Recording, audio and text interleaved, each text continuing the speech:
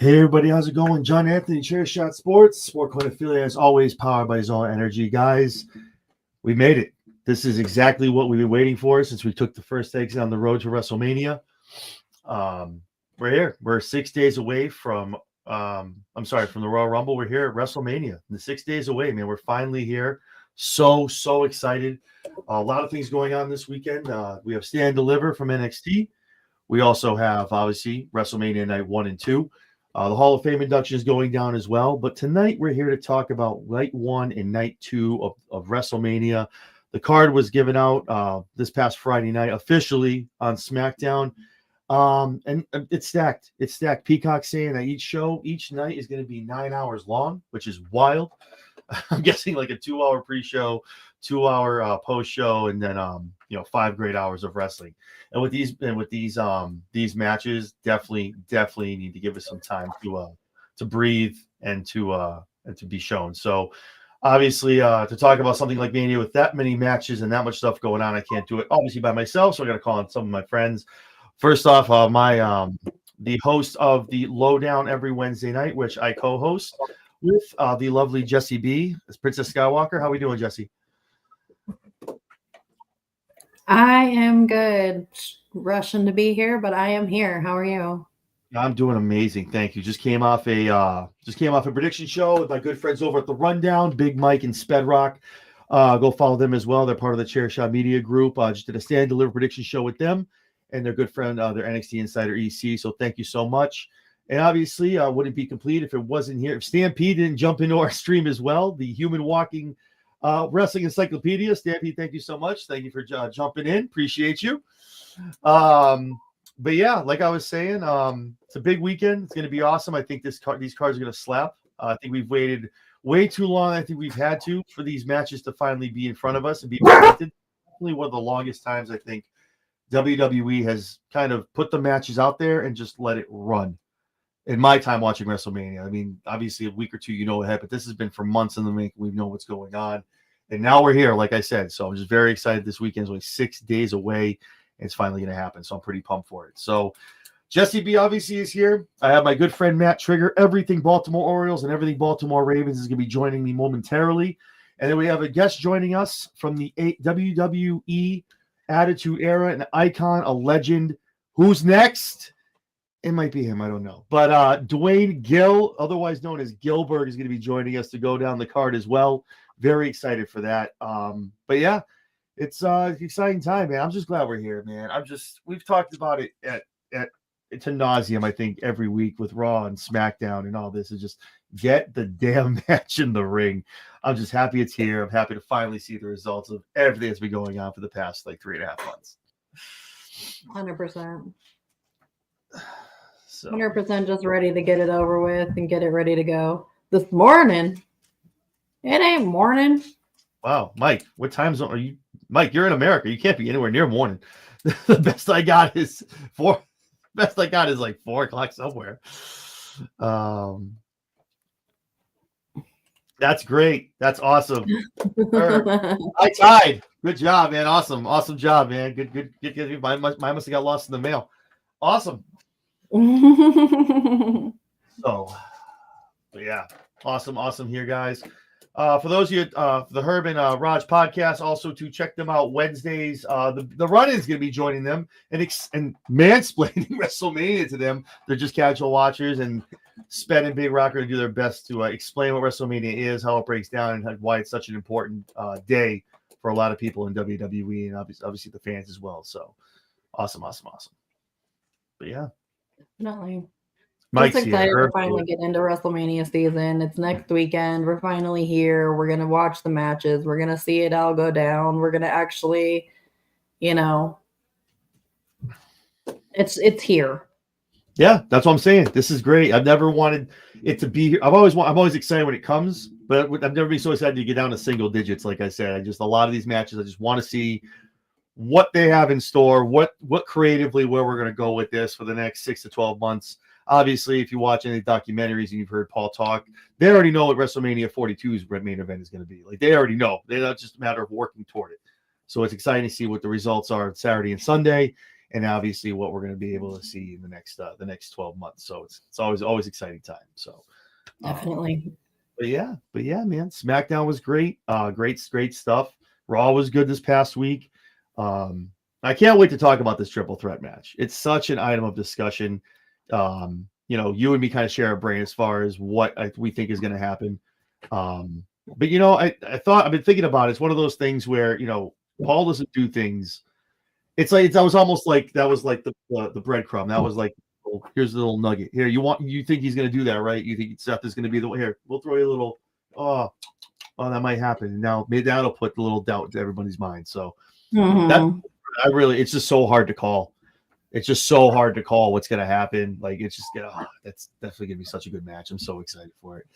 Yeah, definitely. There's so many different things that can happen and that can take place. Yeah, it's wild. It's going to be nuts. Yeah, Mom wanted to be on YouTube apparently. What happened? My mom wanted to be on YouTube apparently. Only 5, baby. More the merrier. We're here for it. But as I said, it's me, Jesse V, and obviously, if you're talking sports in Baltimore, anywhere near there, if it's Orioles, whether it's Ravens, you're gonna talk to my boy here, Matt Trigger. Matt, how we doing, baby? What's going on, guys? Sorry about the tardiness. I just got. It's all good. It's a verbal warning this time. Next time, it's a write up. I'll take it. I've been getting written up my entire life. Awesome. So, like I was just saying, Matt. Obviously, we're here. Good friend of yours that we've talked to before. Former WWE Attitude Era icon Gillberg is going to be joining us in a little bit. So excited to have him on as well.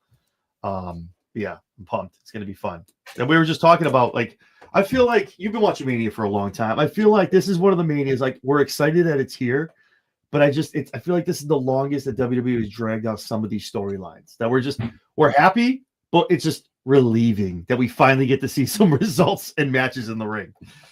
Yeah. I don't know about you guys, and John, I talk to you pretty much every day on text message or voice notes or whatever. By the way, hi Jesse. Didn't get a chance to say hey, Matt. This has been a weird Mania season. Yeah, I agree. It doesn't. It's Mania season, but it doesn't really feel like Mania season. Right.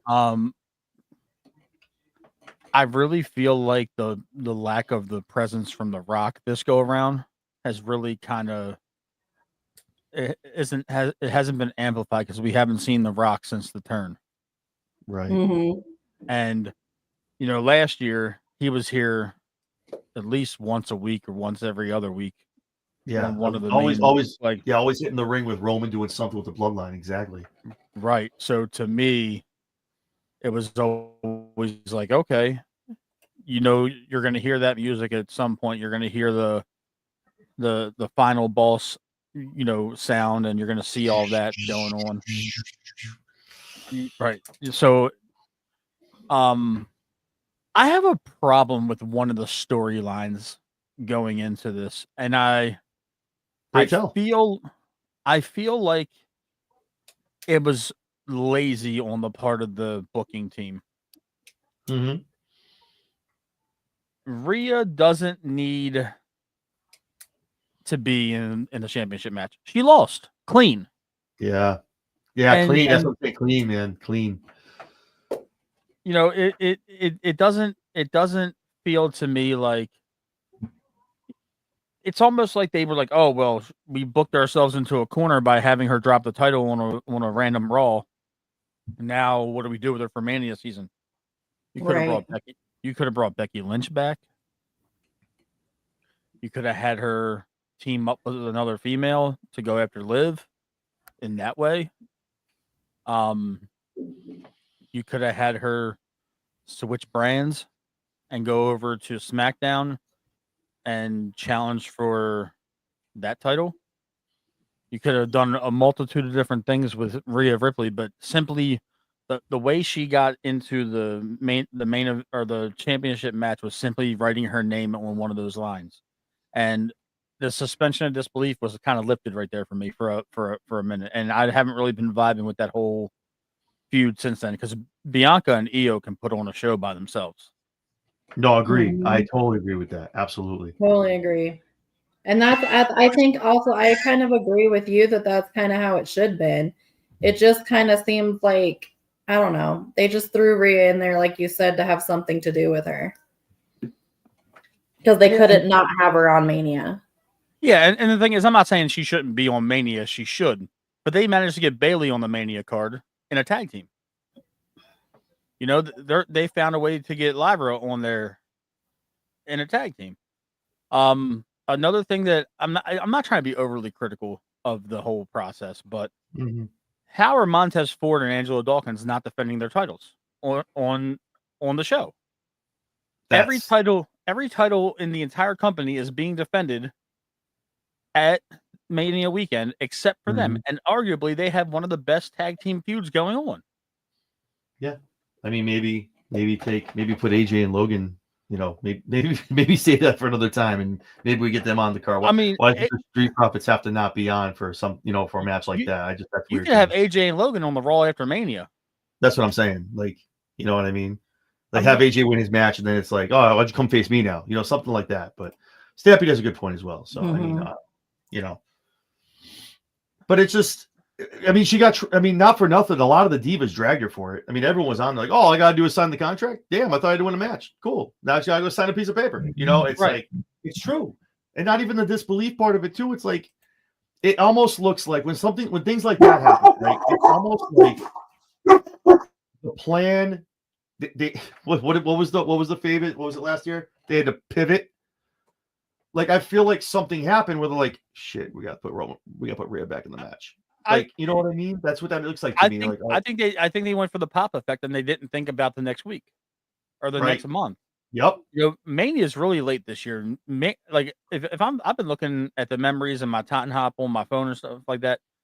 Mania was this weekend or last weekend, the last couple of years, and I feel like it's been a very long stretch to Mania from Elimination Chamber. Yeah, no, I agree. I think if that's what we're going to start doing, I think Royal Rumble needs to start being maybe around Valentine's Day, kind of move everything down along with that.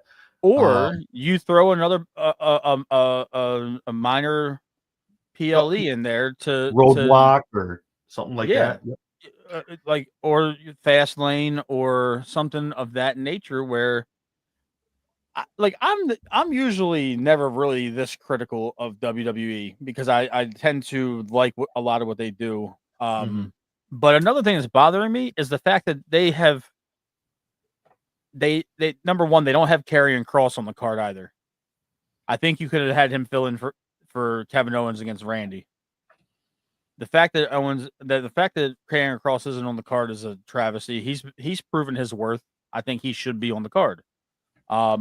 But that's for another time, honestly. But you've essentially made winning the Rumble mean nothing. That's my thing. That's because neither one of those matches are going to main event any of the shows. That's wild to me. So, second time in history. Only the second time. So you have Jey Uso have his crowning moment, and he's not even going to main event Mania. And his nickname is Main Event Jey Uso. That would have made so much sense. Exactly. So to me, that leads me to believe that he's not walking out as champion. Unless there's I have a theory, but we'll talk about that later, obviously. Yep. But Flair and Stratton, they're going to be a middle of the card match. Or like they're going to do like the co-main event of one of the nights. So because you needed to put Punk in the main event after he lost the Elimination Chamber and the Rumble, and then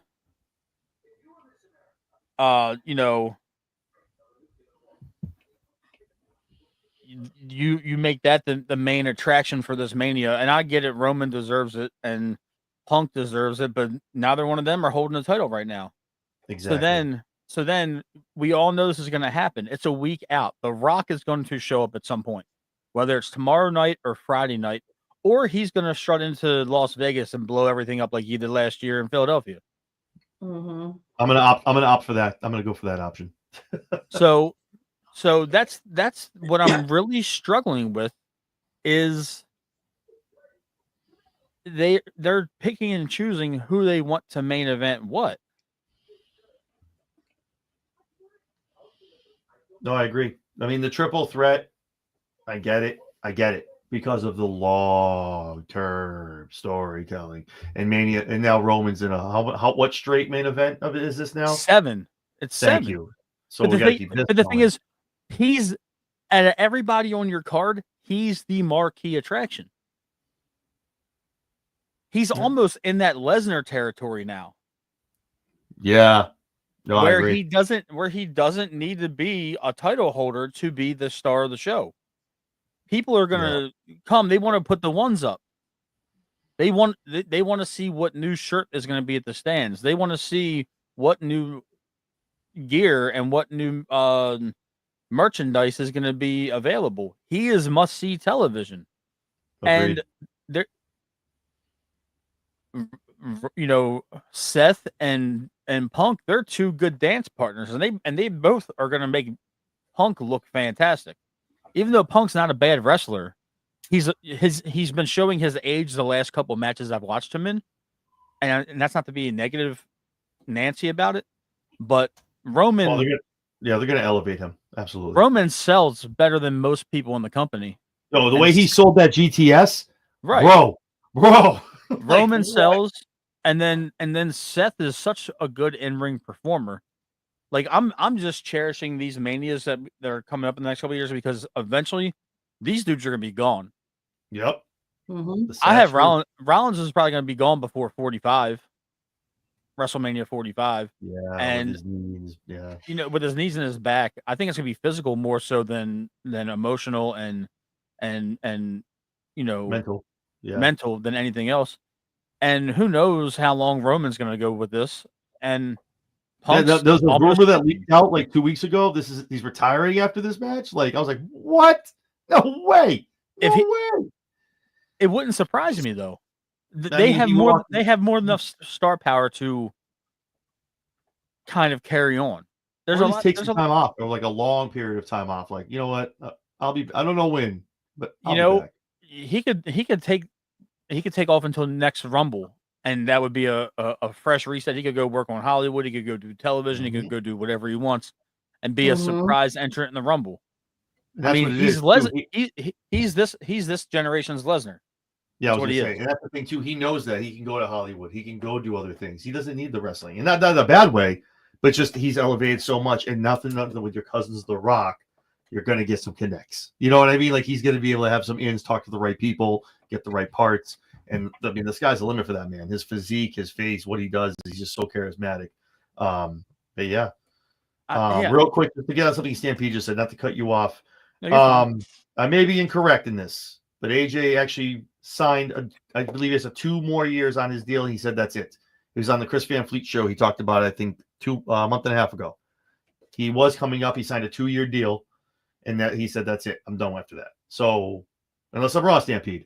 But I'm pretty darn sure he's not done after Mania. He signed a 2 more deal to extend his first 4-year, and then he said, "I'm leaving after that. I'm leaving it all out. I'm done." So, yeah. Anyway. And I think he's going to be done wrestling. Period. All these people online are saying he's going to go to AEW for a swan song or go back to. I would rather see him go back to TNA before anything else, or with this crossover going on. Induct him into the TNA Hall of Fame, let him get his flowers, and let him have a championship match. And if you want to, put the TNA title on him for a short minute and let him work closer to home. Let him work closer to home in Florida and Georgia and all that. So, yeah, I mean, Cross re-up for another year recently. Yeah. So a lot of these guys that are older, they're sticking around for sure. Yeah. That's funny you bring that up because I saw the rumblings about him being up in the summer. Like, no, he re-upped. He has 1 more year. But I'll give it to Karrion too. Someone like that, he doesn't need wrestling, and that's like again not a hit. That man can go do anything. You watch his Twitter when he has these vignettes. He makes those own vignettes himself. Him and Scarlett do them. He can go be an actor 15 times over in any movie that he wants in Hollywood. Like, he's got crossover appeal. Oh my God, so much so. He's so good at what he does. Like you see it every week when he's in the speak. It's the nuances with a lot of these guys, the nuances of what they do. You can see the talent, the creativity that they have. But yeah. But for those of you tuning in, I know 7:30 was the start time. We're just waiting for Gillberg to join us. So I'm actually gonna mute and call him real quick. Appreciate you. Thank you so much. Appreciate it. Thank you, Matt. So Matt is a good friend of Dwayne's, Gillberg. So he's just gonna double check, make sure he's all set to come on. If not, the show will go on. We will talk about WrestleMania, damn it. Because I have feelings and I have things I want to talk about. I know Jesse does, and I know Matt does too. So absolutely. But yeah, looking up and down the card now. There's just I just want to start talking about it. There's just so much to get into, and there's so much meat on the bone. Just nice to see that El Grande Americano was able to have a match this year at WrestleMania.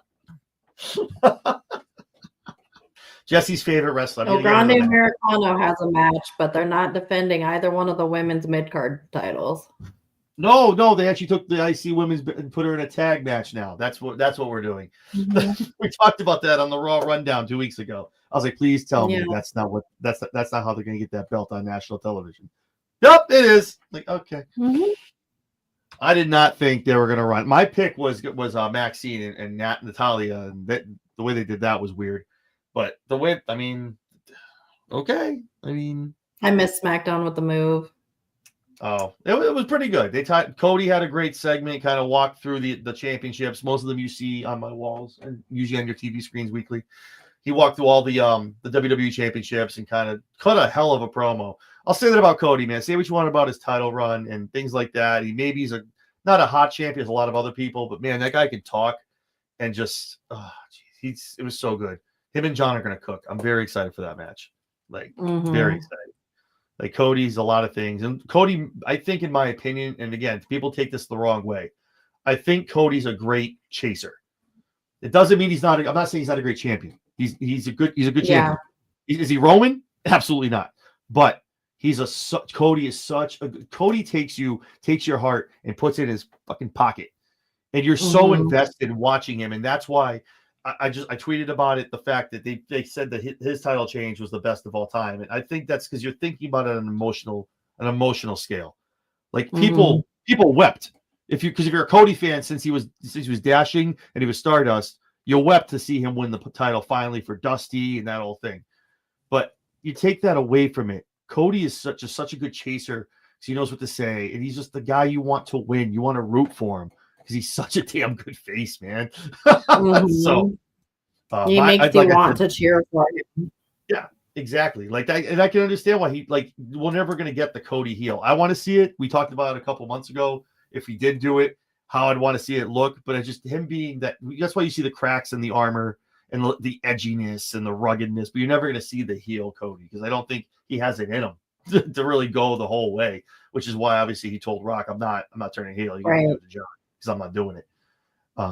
Still by far the number one title match, and I'll say this until something takes it down, is the Seth Rollins money cash in and make it a triple threat match against Brock and Roman. That set the bar for a lot. You see all these other people, they just did AEW when Chris, they made a triple threat. Like it's almost set the bar for seeing the cash-ins. Seth just shot. I was gonna turn around and be like, "Yeah, you mean that one?" But the Seth picture. Oh no, the Seth picture is gone.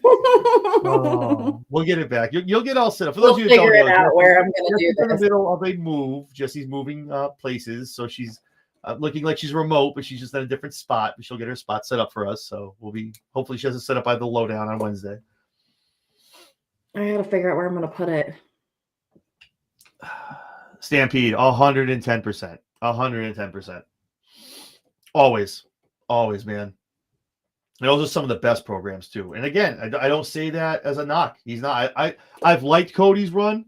I think Cody brings a certain allure to the. He brings that prestige and tries to bring that to that title. I think he's done that with the John Cena program. But yeah, it's just I'm excited for it. Matt, what's the deal? Everything good? Oh, yeah. He's good. He just FaceTime me back. He actually got his work schedule messed up. He's currently working right now, but he's gonna pop in, even if it's for a couple minutes. He wants to hold to what. Okay. Tell you what, That's fine. Things happen. Don't worry about it. Yeah. It's okay. It was he was apologizing profusely. I'm like Dwayne, if you No. can just pop in and say hi to everybody real quick, It's cool. Tell him he owes me one. We'll catch him on another show. It's okay. But if he wants to pop in, I'd love that too. That'd Oh be yeah, awesome. he's gonna pop in. He said, I mean, he's a little bit of on the our parents' age side, so he struggles with technology a little bit, and It's all he good. said it was just a simple error in mixing up. All I sent good. him. I resent the link while I was on mute. I did want to. I was still listening. I didn't turn my headset off. But Jesse mentioned the Grande Americano having a match, but none of the women's mid card titles. I agree. Tell me when I'm telling 100% lies. Exactly. because maybe I'm just a WWE traditionalist in terms of fandom, but I think that every title should be defended at Mania, and I believe that that's the one program that everybody should be on the card for. That's one thing I'm gonna say. Yep. I don't Every agree. champion. I don't like a lot of what Vince did over the years. I'm not a Vince guy, but if there's one compliment I can always give Vince McMahon, is that he managed to make these ladder matches for the tag division or the mid card titles to where he had 8 and 9 people, 10 people in these matches. It looked like a cluster on TV once in a while, but he did his damn thing. Mm-hmm. No, and that's I saw someone do say that without VKM last year obviously was big because of The Rock, but this is like Vince always made it seem larger than life, and that's maybe what we're missing here. I think it's a combination of things. It's the long-term stuff. It's everything being pulled out. But with that being said, for those of you who are watching, I know you tuned in. We talked about having Gillberg on. You got to look at the Three Stooges collaboration you have in front of you. We're gonna start. We're gonna start going to WrestleMania. So we hope you stay tuned. I know all three of us have some awesome views. I know you hear me and Jesse talking about it a lot. Matt has a great mind for this. He's been watching it a long time. So let's just jump into it. Let's just jump into night one. Let's jump into WrestleMania, guys. No particular order. I'm probably gonna go off the order that I got that they gave out on Friday night officially. So let's go. Sounds good.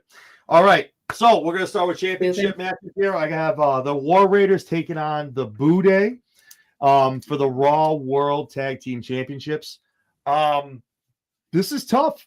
This is actually tough, man. I mean, War Raiders haven't really defended those belts for a little bit on TV. So I'm like, okay, and here's New Day crushing everybody to get their shot and show that they earn it because they're one of the best tag teams in the world right now, and obviously on TV. I gotta say that the New Day pull this out and they get a win. Nothing against War Raiders; they're great champions, but it's one of those things where they've built up New Day so much. I think we've talked about other angles. What are we doing all this for? If New Day takes an L at Mania, you just literally discredited all the heat, the white hot heat that Xavier's, all of them are getting. So I gotta go with New Day here. I think New Day walks out new Raw World Tag Team Champions. What do you think, Matt? I think it's probably necessary just for the storyline arc that they're going through. I truly believe that they're going to get another run. It's probably going to be more of a transitional run. And my prediction to that is simply based off the fact that they might be the team that elevates Fraxium when they get to the main roster. They could have that run and then make them the transitional champs. They're good on television, and I like what they're doing, but they're both not in the point in their careers now where they should be holding tag titles for a long period of time, especially when you're struggling to book the tag division the way that you have been on both shows. Yet your NXT tag division is pretty stocked right now. I think that they're going to take it off the War Raiders. I just don't think it's going to be a very long run, so to speak. Unless they do us a little flip and they end up putting Phoenix on Raw and we get the Penta Brothers, the Lucha Brothers versus the New Day for the tag titles. Maybe it's something like SummerSlam or Money in the Bank. Wallet? Take my money, man. Let's go. But it's funny. Before I let Jess go, I'm gonna go 3 for 3. Go ahead.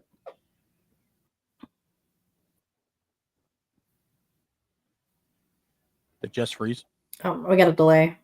No, it's Oh. okay. I was just gonna say, me and Jesse talk about it a lot, even when we talk about AEW, WWE, that the tag teams, the belts cannot be stagnant. I know, we did the whole thing with Judgment Day and all that. Stop it. We'll hold it a couple months, give it to a new tag team. Hold it for a couple months, couple weeks, give it to a new tag team. It's a tag division. It's cool. Like, things happen. That's why there's 4 people involved. I just having belts and not defending is just something I think me and Jess agree. Trios, double, whatever it is, they need to be defended more and just definitely shown more on TV. Go ahead, Jess. I'm sorry. 100%. So I'm going 3 for 3 on this one. I'm going with the New Day on this one as well. I just think it makes more sense. The War Raiders have had a very lackluster title reign. It's been very boring. It's just, they're just kind of there. They haven't really done anything super exciting with it to make me want them to keep the belts. I would much rather see them on the New Day. Awesome. So we got a clean sweep, and everyone's taking the New Day. Stampede, I agree. Like, once those two get together, and obviously if you're talking to those two, and you can't guys include AEW, those two are fire together. We've seen what they can do together. They start doing that in WWE, the way they're going to be showcased. First of all, the merch.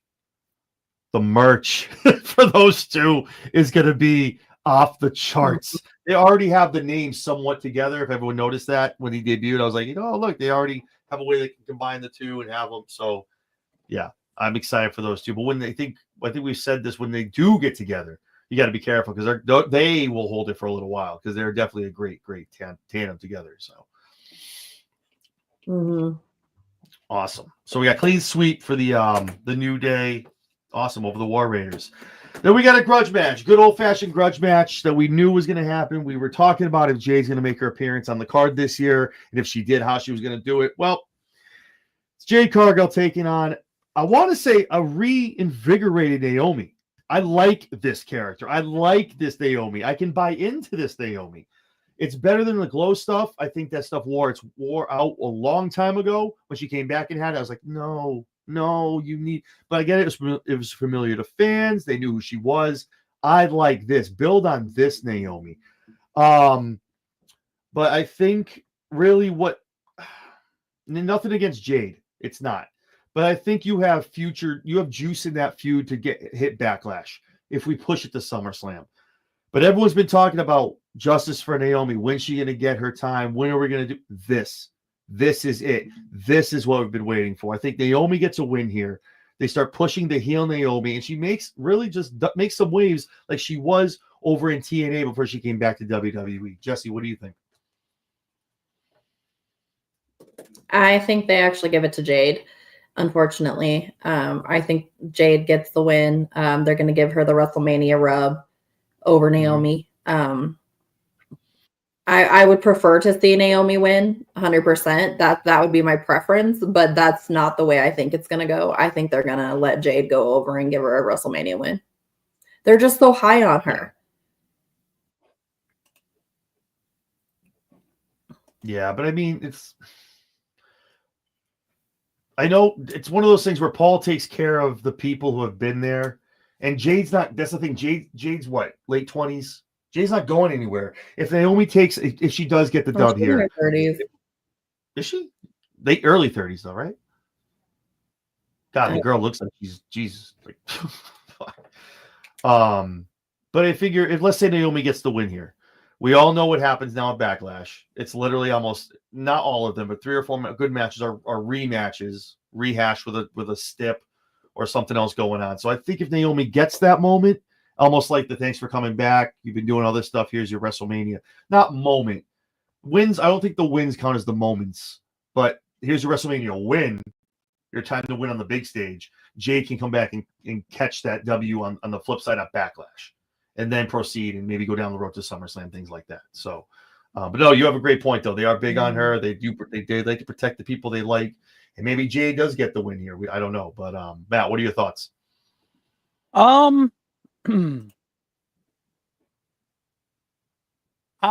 don't know if they give Naomi her WrestleMania moment, considering I think she was the champion a couple years ago or won the championship a couple years ago at Mania. I can't quite remember. But if you want to stretch the storyline, if you wanted to stretch this storyline into the summer, you have Naomi use underhanded tactics to win the match, and then duck her and evade her and keep on doing underhanded shit as a heel at Backlash, at Money in the Bank, cost Jade the ladder match, interfere if she doesn't qualify for it, and then have the blow off at SummerSlam. That's not a bad idea. But that's actually really good. I think that they've already committed enough to Jade to where I don't think they're going to have her lose her first match at WrestleMania. Mm-hmm.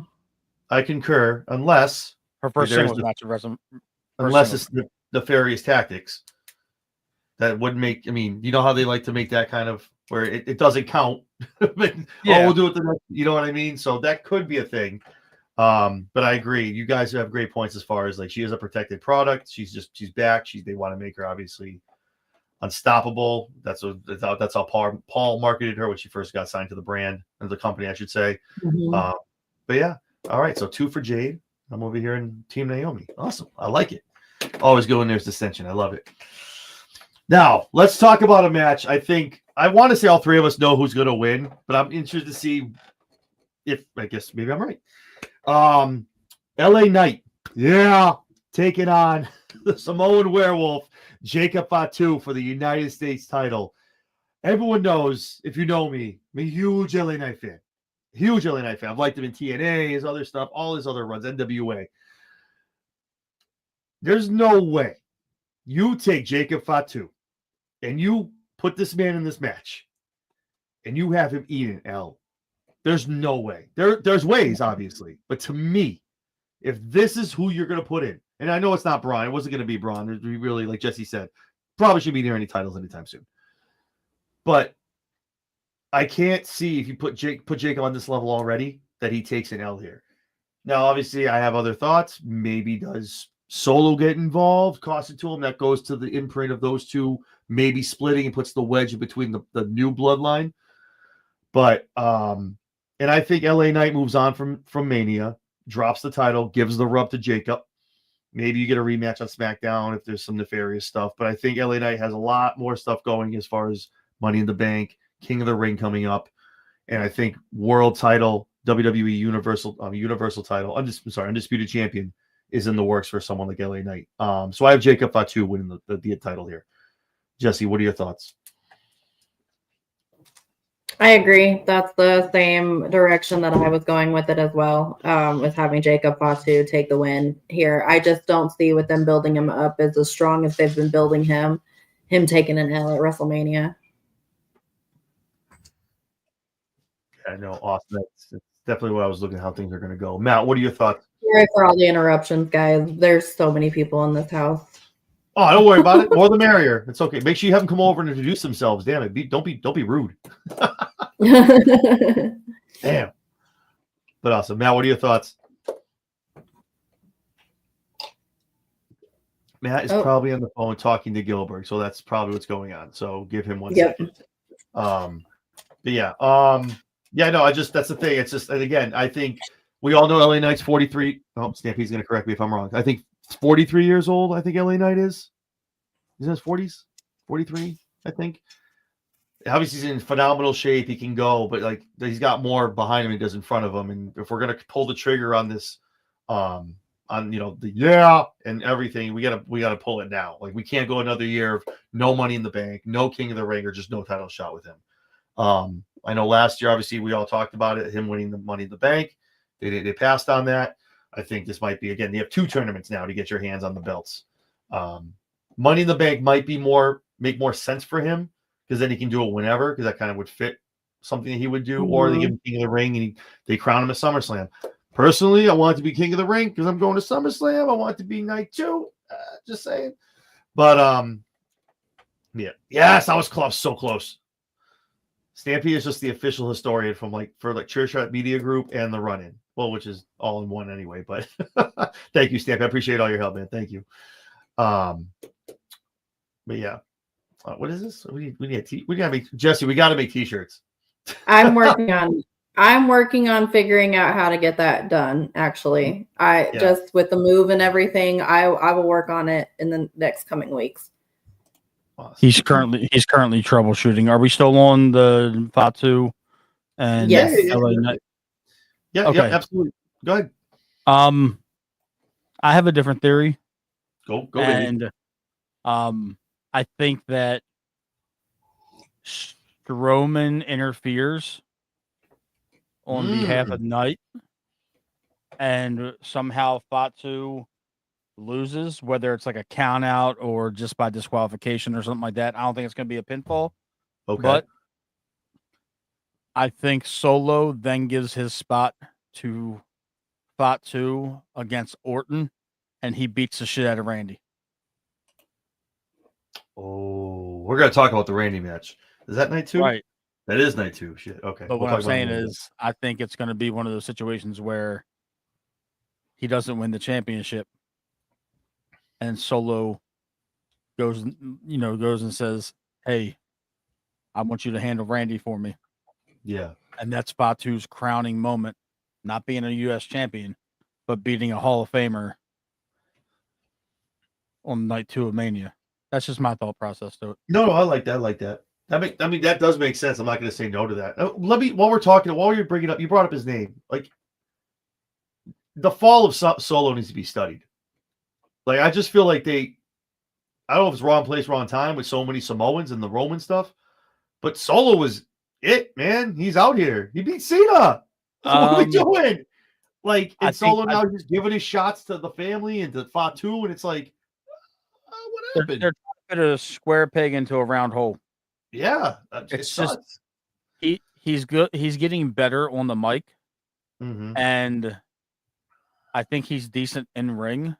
But Fatu is the new star of the show in terms of those guys. Oh, they love him. 100%. Right now, the bloodline. Right now, in terms of Samoans in WWE, it's Roman Reigns, and then it's Fatu. Yeah, he's got charisma. He can cut a promo. He can wrestle. He can work. He can sell when he wants to. But the whole point of his character is not really selling for anybody. No. Solo, on the other hand, has limitations. He doesn't have that menacing look. I think putting him in a blazer after having him as the enforcer and then having him as the mouthpiece, there was no transition to that. No. It's not like he started doing it while Roman was still the head of the bloodline. We lost Roman, and then it was automatically Solo Sikoa is the tribal chief. It's like, I understand you need to do it for booking purposes to keep them on television. Right. But now he seems like a mid-card heel with mid-card lackeys in terms of the Guerrillas of Destiny. And that's just where I'm like, Solo doesn't do it for me. You could have built him up for another year. Like, Solo didn't have any interactions with The Rock. There was no rhyme or reason to why he was automatically anointed the chief. When Jimmy and Jay had both played more prominent roles, you could have even had Sammy vie for it, and you didn't. It's like you missed a couple opportunities to where Solo could have earned it through ass whooping after ass whooping of Jay, of Jimmy, of Sammy, of whoever, but you just anointed him when it's almost like they expected us to forget that Roman just ran the WWE for 4 years. That's part of it. It's like we're just supposed to take that storyline for so long. We're supposed to forget about that? Yeah, in an era with Paul Levesque where everything counts. What are we doing? That doesn't fit the narrative. And the thing is, and here's the problem: Solo doesn't look physically menacing when he's standing in the ring with the big dogs. No, yeah, he doesn't have he's a big guy, but not a big guy. Like here's the thing: I'm 6 feet tall. I'm 320 pounds. I think I'm a big dude until I stand next to a big dude. You know what I'm saying? Everyone thinks they're big. But when Randy's 6'4" and 280 and McIntyre's 6'4" and 260 and both built out of stone. Like, right, Jesus. Roman is a former NFL defensive tackle that just got cut up like a bag of dope, and it's like, okay, Seth Rollins isn't even a big dude. He's 6'4". You know what I'm saying? Like That's such an analogy. yeah, it's a Baltimore thing. I'm awesome. sorry. That was I awesome. apologize. It's a Baltimore No, thing. that was awesome. I was like, yes. Oh, I don't have any other explanation for that. no, that was great. I love it. But John, like he's got like a dad bod, and he's got a mohawk, and he's 30-something years old, 20-something years old. It's like, bro, Like he'll beat Let me your go ass. here. You're like, you know what? I still have a shot against this guy though. like he might get his licks. if I I got a walk shot. into the if I'm a wrestler and I'm walking to the ring and I look in there and I see Jacob Fatu and Solo and Tama, I'm fighting Solo first. He's goofy as shit. I love what he's I doing. love it. I don't care if I ever see him wrestle again, but I just want to see him Just feeding keep off doing of, that. Just keep doing yeah. it. The Yeah, fact and that that- like LA Knight and Orton are giving it back to him with that shit is so awesome, man. Hell yeah. I'm digging that shit. So I'm But- talking to you too, Tama. I'm like, oh shit. but to me it was just too much too soon for Solo, and I think he choked on it a little bit. I think And- I think Stampede hit on it in here too. I think they thrust him into there, and they were like, "Ooh, that didn't pass the sniff test the way we wanted." Like if you wanted Paul Heyman to follow you around and you have him as your wise man, Heyman's taken bumps before. Beat up Heyman on television. Not a power bomb through a table. beat him up, like systematically beat the hell out of him. Whoop his ass. He'll take it and then he'll go away for 3 months. Or he'll go away for a couple weeks and then come back and be like, "You're my tribal chief." But they could have made him a monster, and they made him. Well, for seem Paul like to he was come back and just Paul would kind of look at him and just be like, and then you don't even have the blow off. You have it on the Netflix debut. "Yeah, I didn't like that." We missed out on Penta for that bullshit. Yeah, I didn't like that match at all. The way they did that, I get why, but I'm like, come on, that's where we get it. Then that's no, man, come on. Like But- if you wanted Right. to like do a throwback to a cinematic match, you could have went to the American Samoa and rented a piece of land and let them two dudes duke it out in Samoa. fire. Like, you know what I'm saying? Like the AJ and Undertaker type of situation. But you just handed him the reins and it's like, oh, now you got to replace the longest reigning champion of the modern generation. Michael has a good point. They tried to make him into the Roman, and then yeah. So I mean, it was just one of those things. They were like, "Well, we gotta see him more." Yeah, because Roman was like, "Well, I'm going. So you guys got this because I'm out." And they're like, "All right, we got Solo. Let's do that." So you have. So I'm gonna take you have LA Knight retaining then. Yes, Yeah, awesome. one way or another. All I right, gotta so go with the LA Maryland Knight. guy. Gotta go with the Maryland guy. And then me and Jesse are gonna take some Samoan Werewolf. We got Jacob Fatu. Awesome. Next up is a feud that is either trying to blur the lines or doing a very good job of doing just that. Tiffany Stratton, Charlotte Flair for the WWE Women's Championship. Those of you that have watched the show, you saw our Royal Rumble predictions. If you've watched this, I'm dying on the hill of Charlotte came back, knowing that the way she has more. Again, I use it a lot. More in front, more behind you than you do in front of you. Coming back the way she did this time, the way she started to, at least before it turned into whatever the hell we have now. This convoluted stuff of actual personal stuff and all this other jazz going on between the two ladies. She came back to still be the queen and still but at this time be vulnerable. Take L's when they matter.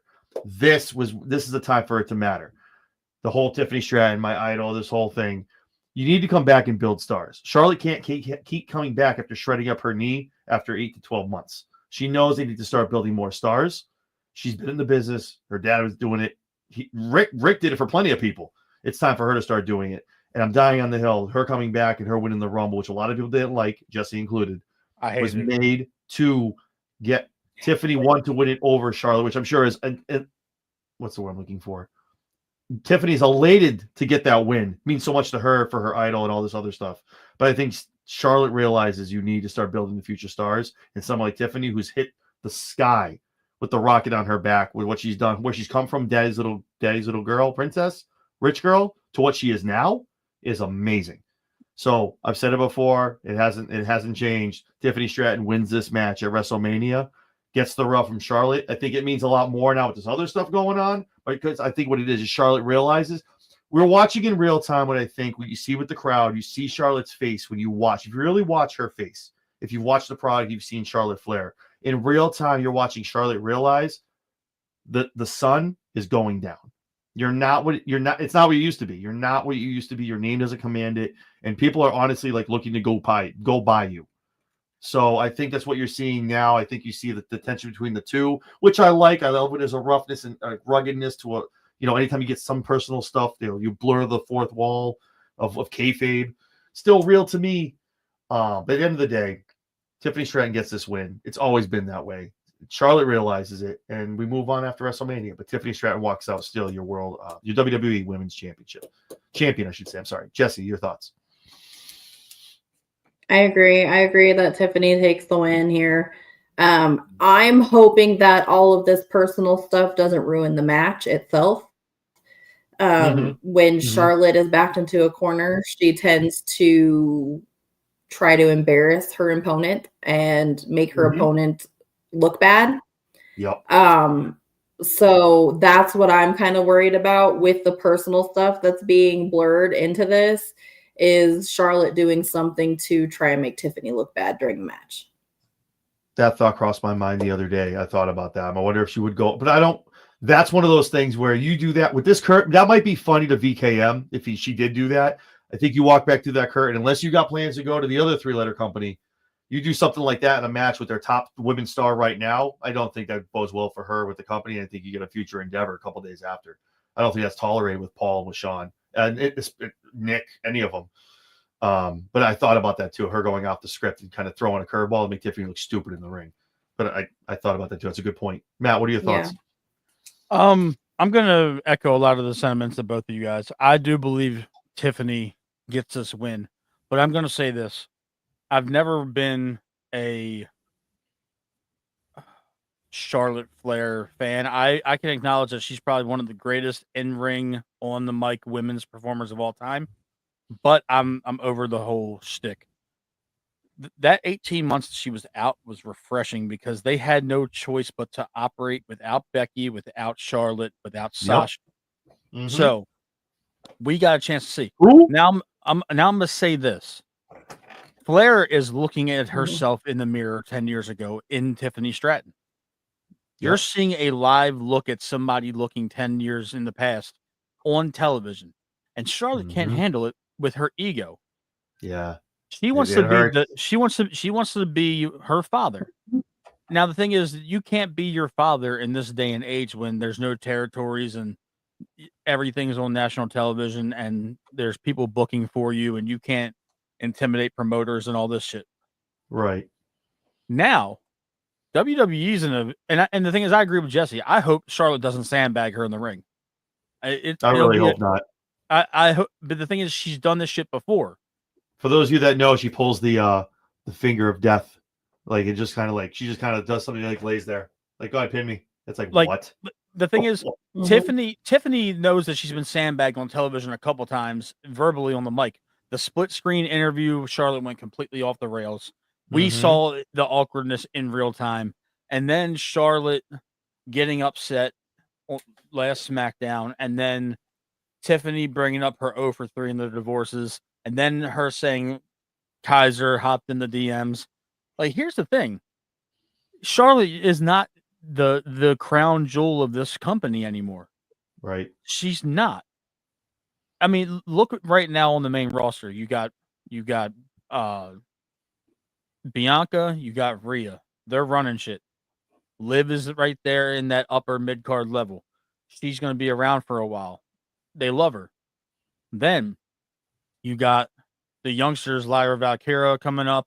You have Chelsea Green making a name for herself. Eventually, when she gets rid of this goofy shtick that she's doing, she's pretty good in the ring. She can go. She's eventually going to be there. And then you got to look down at NXT. NXT is stacked. Stephanie McCurry. Stacked. You got Julia. You got Jordan Grace. You have Mhm. Jada Parker. You have Lola Vice. You have Roxanne Perez. That is 6. Off the Stephanie bat. McClure. Yeah, Stephanie she's the first one I McClure. mentioned. Oh, I thought you said So- Julia was the first. I'm sorry. My bad. Yeah. Like you have 6 women down there that can come up on the main roster and be main event material by Mania 42. Absolutely. Absolutely. So McClure's this is a shown that. Look what Stephanie's doing in NXT. Like tearing it up. this is a litmus test for Tiffany too, because she has the look, she has the athletic ability. She's starting to get it on the mic a little bit, and she's starting to stand her ground against the older bullies. Now, if she can't handle it, there's people in NXT that will. Or you're going to force the company to put Bianca and Rhea back in those positions again, where they have no choice. So this is the thing with Tiffany. This is her sink or swim mania. Yeah. If she swims, she's going to be around a long time. But Charlotte has no business being who she is right now. You're almost 40. You now have the injury bug. And now you're trying to hold on to a legacy that your father created for you by being the one for the better part of the 2015s. Yeah. 2010s, I mean. So, look, I understand that that's a cutthroat business. And there's a lot of women that can carry that weight in this company right now. You're telling me that Jordan Grace with a little bit more WWE seasoning couldn't be doing this? Or Stephanie she's McClure? Just a few months away, man. She's just a few months away. I'm telling you. Jordan Grace is doing the same thing Ricky Saints is doing right now. They're getting the WWE shit down full time, and then they're going to be up on Netflix or USA.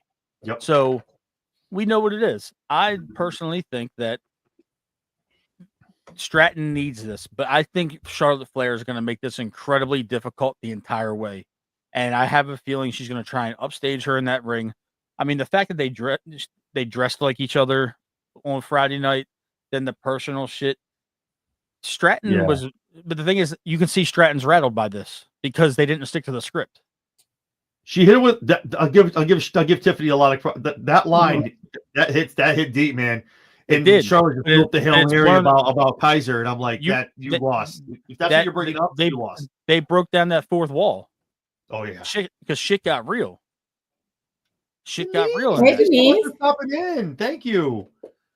You know, so I'd say it's gonna be Tiffany. I had to get that out there because Charlotte is holding on to any last bit of relevancy that she has.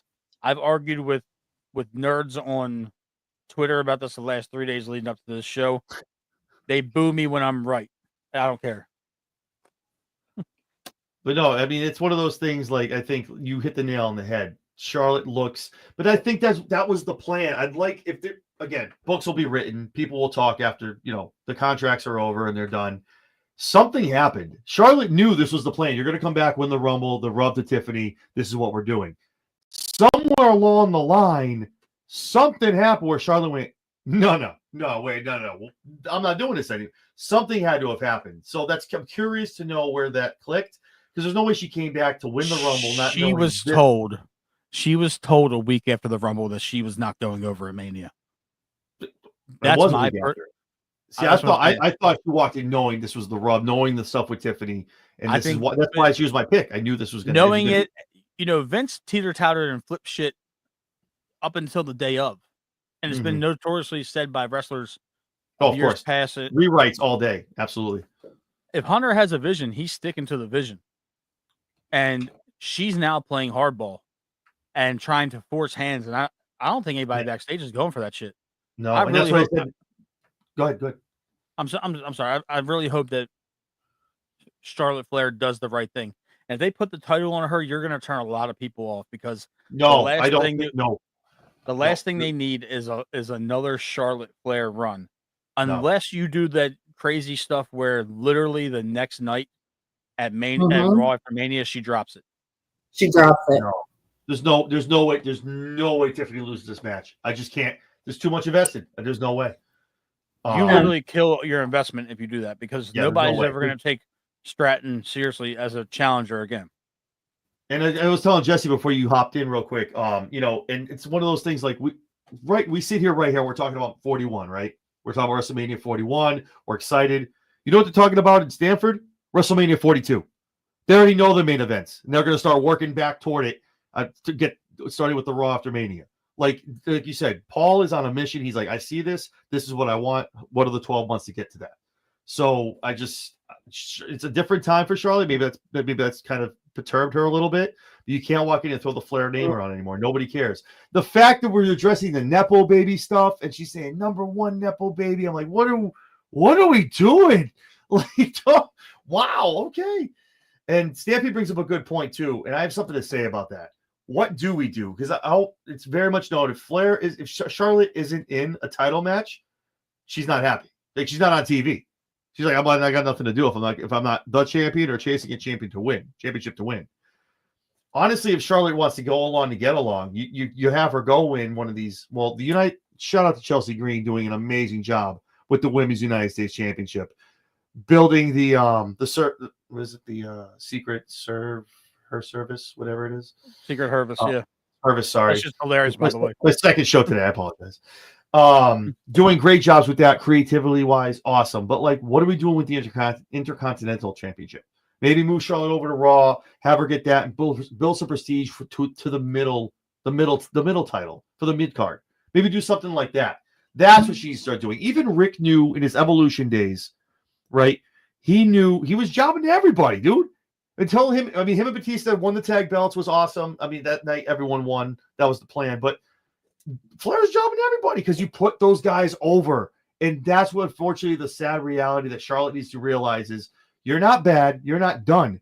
But now with this roster of just a plethora, a spoil of riches in NXT, okay? And AEW has them too. TNA has great women too. But what you have internationally around the world in your locker room in Florida is amazing, and those women are all chomping at the bit. And unfortunately, Charlotte, you're not in it anymore. But you can do a great job of having a mid-card title and giving the rub. She needs to be Bailey. Yeah. Bailey's a shining example. Bailey's like, I'm going to NXT. Who's beating me? Who needs it?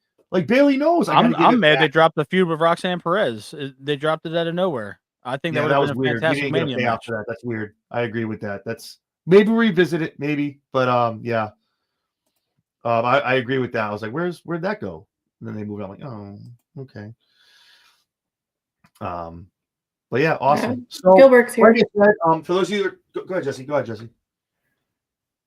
I was just letting you know.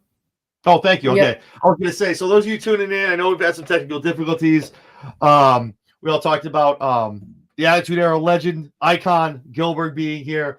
Finally joining us. So let me bring him in. Dwayne Gill, everybody. Thank you so much for joining me. I appreciate you. Hey, guys, I'm sorry, man. It's all good. Dwayne, what's up, buddy? How you doing, man? It's all good, Dwayne. I know things happen, man. Matt told me, he's like, oh, we got to be messed up. I was like, it happens, man. It's live TV. It's okay. It's all good, man. Don't worry about it. Sorry about that, brother.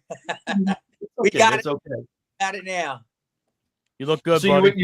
you went for the rest of the show, or you just hanging out for a little bit, or? I'm here, man. What do you guys want to talk about, man? Awesome. So we're just breaking down some of the matches for WrestleMania. We're going through the card. We're a little bit through night one. You coming at a good time? Charlotte Flair. Yep, we were talking about Charlotte and Tiffany about the match. What are your thoughts on that? Tiffany should lose that. No way she should lose that, man. She's got too much. She's on too much of a roll. Exactly. She's got the rocket to her, man. They see it. Matt hit the nail on the head too. 10 years ago, this is Charlotte Flair. That's what you're looking at. Yeah, they see that, I think. It is. Awesome. So the next match I want to bring up is for the World Heavyweight Championship.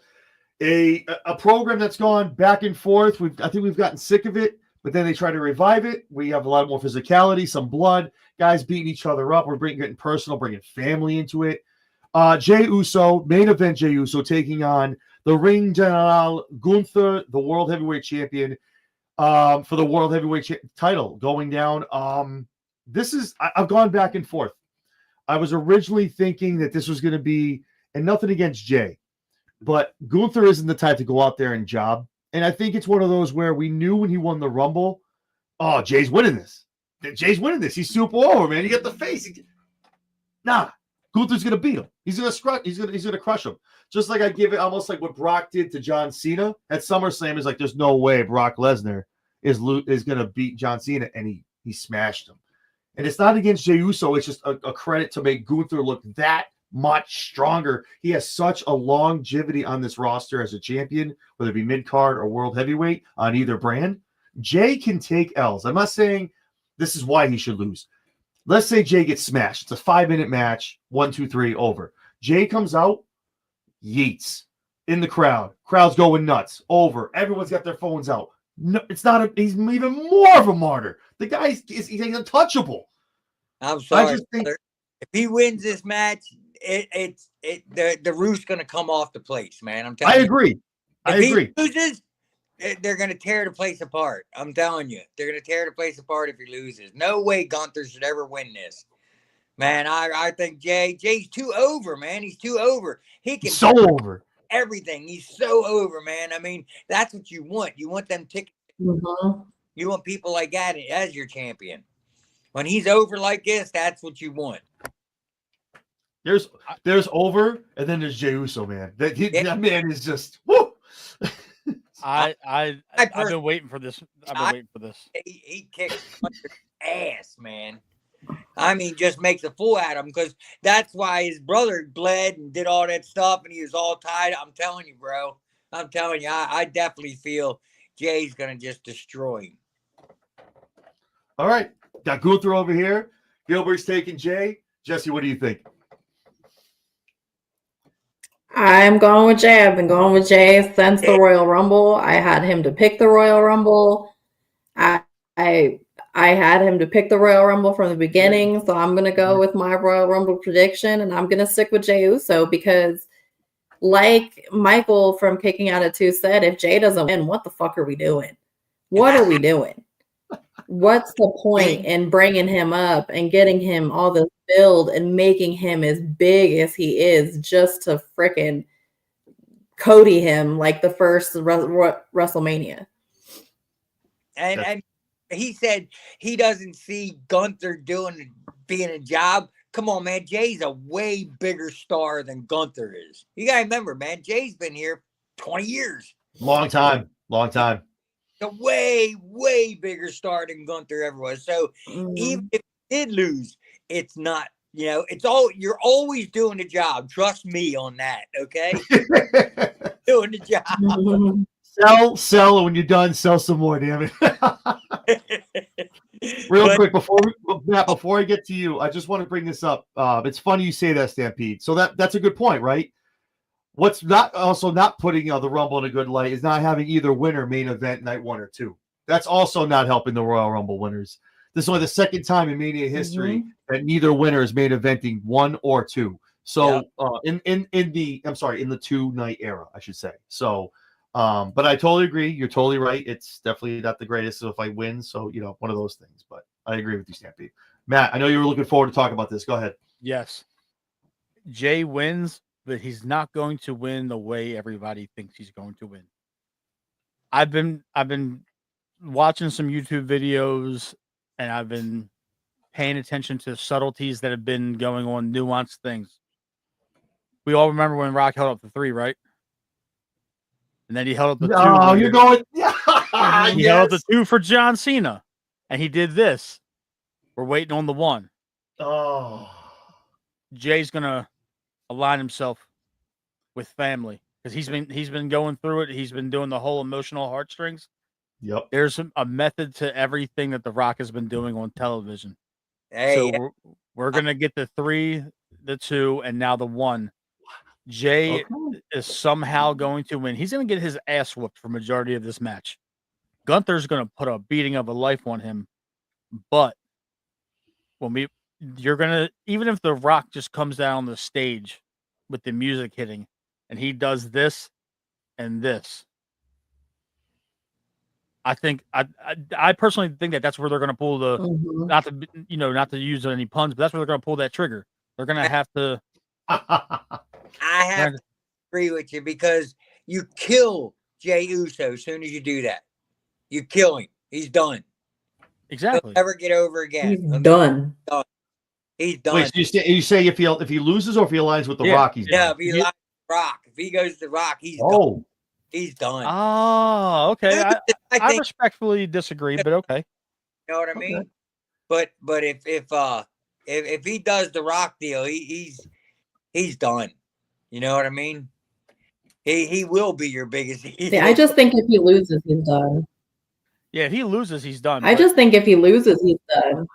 see, I Yeah. disagree with that, man. I don't know. Jay's got that. Jay's got that juice with it again, being so over, taking the L. Like I think it depends. I think it depends on how he loses. I think that's how it goes. If it's something nefarious, something like that, I don't know if it's a clean, and maybe that affects it. I just think Jay can take an L here and still be good. Don't get me wrong. I'm not saying I want Jay never to win the title. I'm saying it's just more of a feather to camp to Gunther, and then Jay maybe goes back at Backlash and gets his pound of flesh there, gets back for his family, all that stuff. I don't know, but I don't know. I just think he can take an L and still be main event Jey Uso. Well, it's like you said too. They've been dragging on for a while now, man. You got to do something because it's going to be dead after this. If not, if Gunther wins, the angle's done. You know what I mean? It really is. Yeah, there's got to be I agree with you, Dwayne. There's got to be a payoff.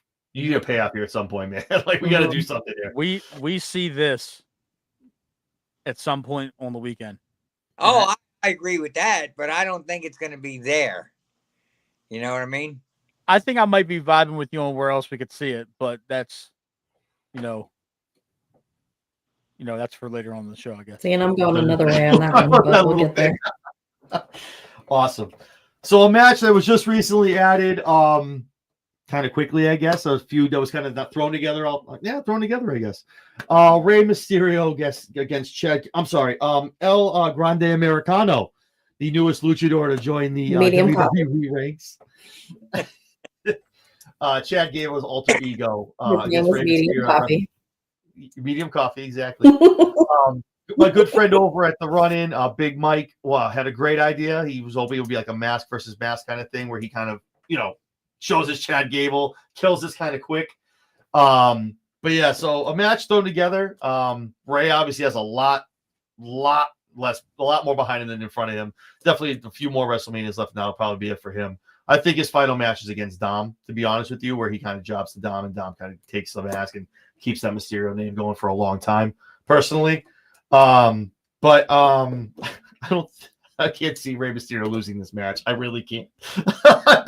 but stranger things have happened. I have Rey Mysterio winning this match. Matt, what are your thoughts?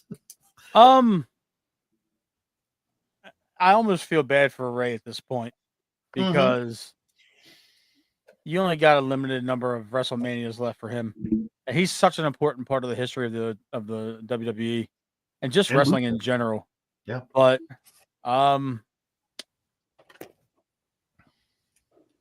think that you need to give Rey the win because I think this Grande Americano thing is kind of already run its course.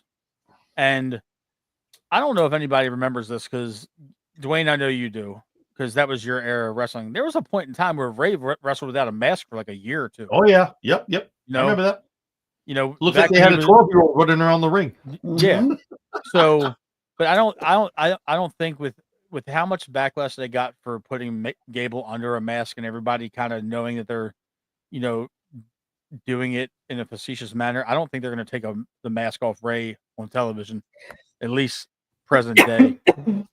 But like I said, I think that would be something where he literally, if it's a him and Dom thing, and he I think it'll be Rey. I don't think Gable is credible enough to get a win at Mania right now because he's a comedy act now. Yeah. But piece of talent, man. That guy, he's great talent. Yeah. Oh my God, amazing talent. He is phenomenal. Yeah. Oh, he is. He's a 5'7" Kurt Angle. That's exactly it. Yeah. And you know what it is? He gets it. He knows it's a work, dude. Yeah. He knows it's a work. See, that's what a lot of people don't realize in wrestling. A lot of wrestlers think their persona is them, and you got to understand, you got to be able to separate the two. You know what I'm saying? Mm-hmm. Mm-hmm. And that's Chad all the Great. way. Hey, he's awesome, man. He is awesome, if you ask me. I wish they'd give him a push, but you know what I mean? This is his push. You know what I'm saying? Yeah.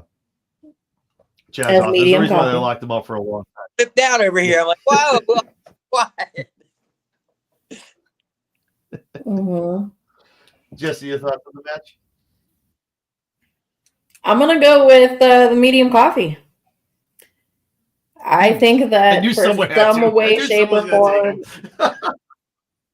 I don't think he's gonna win clean at all. I think he's gonna do something, underhanded. It's gonna be, foot in the ropes or foot on the ropes to get the pin, or it's gonna be something Dominic. stupid. I mean, let's be real. It's gonna be something stupid. But I think that Chad Gable, El Grande Americano, is gonna win this match. Yeah, it's gonna be something like weird. Ray doesn't and he have gets anything the else win, to he's prove. gonna He's run around. already a legend. Oh, raise the goat, bro. Raise the goat. Absolutely. Awesome. So that's night one. Dominic. The only match left is a match I think. Go ahead. No, I'm sorry. That's my fault, man. You don't think Dominic's going to interfere and cause him to lose? I mean, they're not even really like intertwined. They're not even on the same brand right now, are they? No, but that's what I'm saying. That's the last thing you're going to expect is him to come out there. That's true. If he goes out there and causes Ray to lose to Chad Gable on a mask, that place is gonna go crazy. Yep. Dom already gets, volcano heat as it is. That's what I'm saying. Mhm. White hot. Oh, he's awesome, man. I love the heat he's got. He's got great heat. Oh my goodness. Yeah, you can't get better heat, man. It's just so like homegrown heat, man. The people hate this man. Boo this man. I love it. And he plays it so good. Oh, he loves it. Mhm. The interviews he's done. He's like, I love being the bad guy. I love it.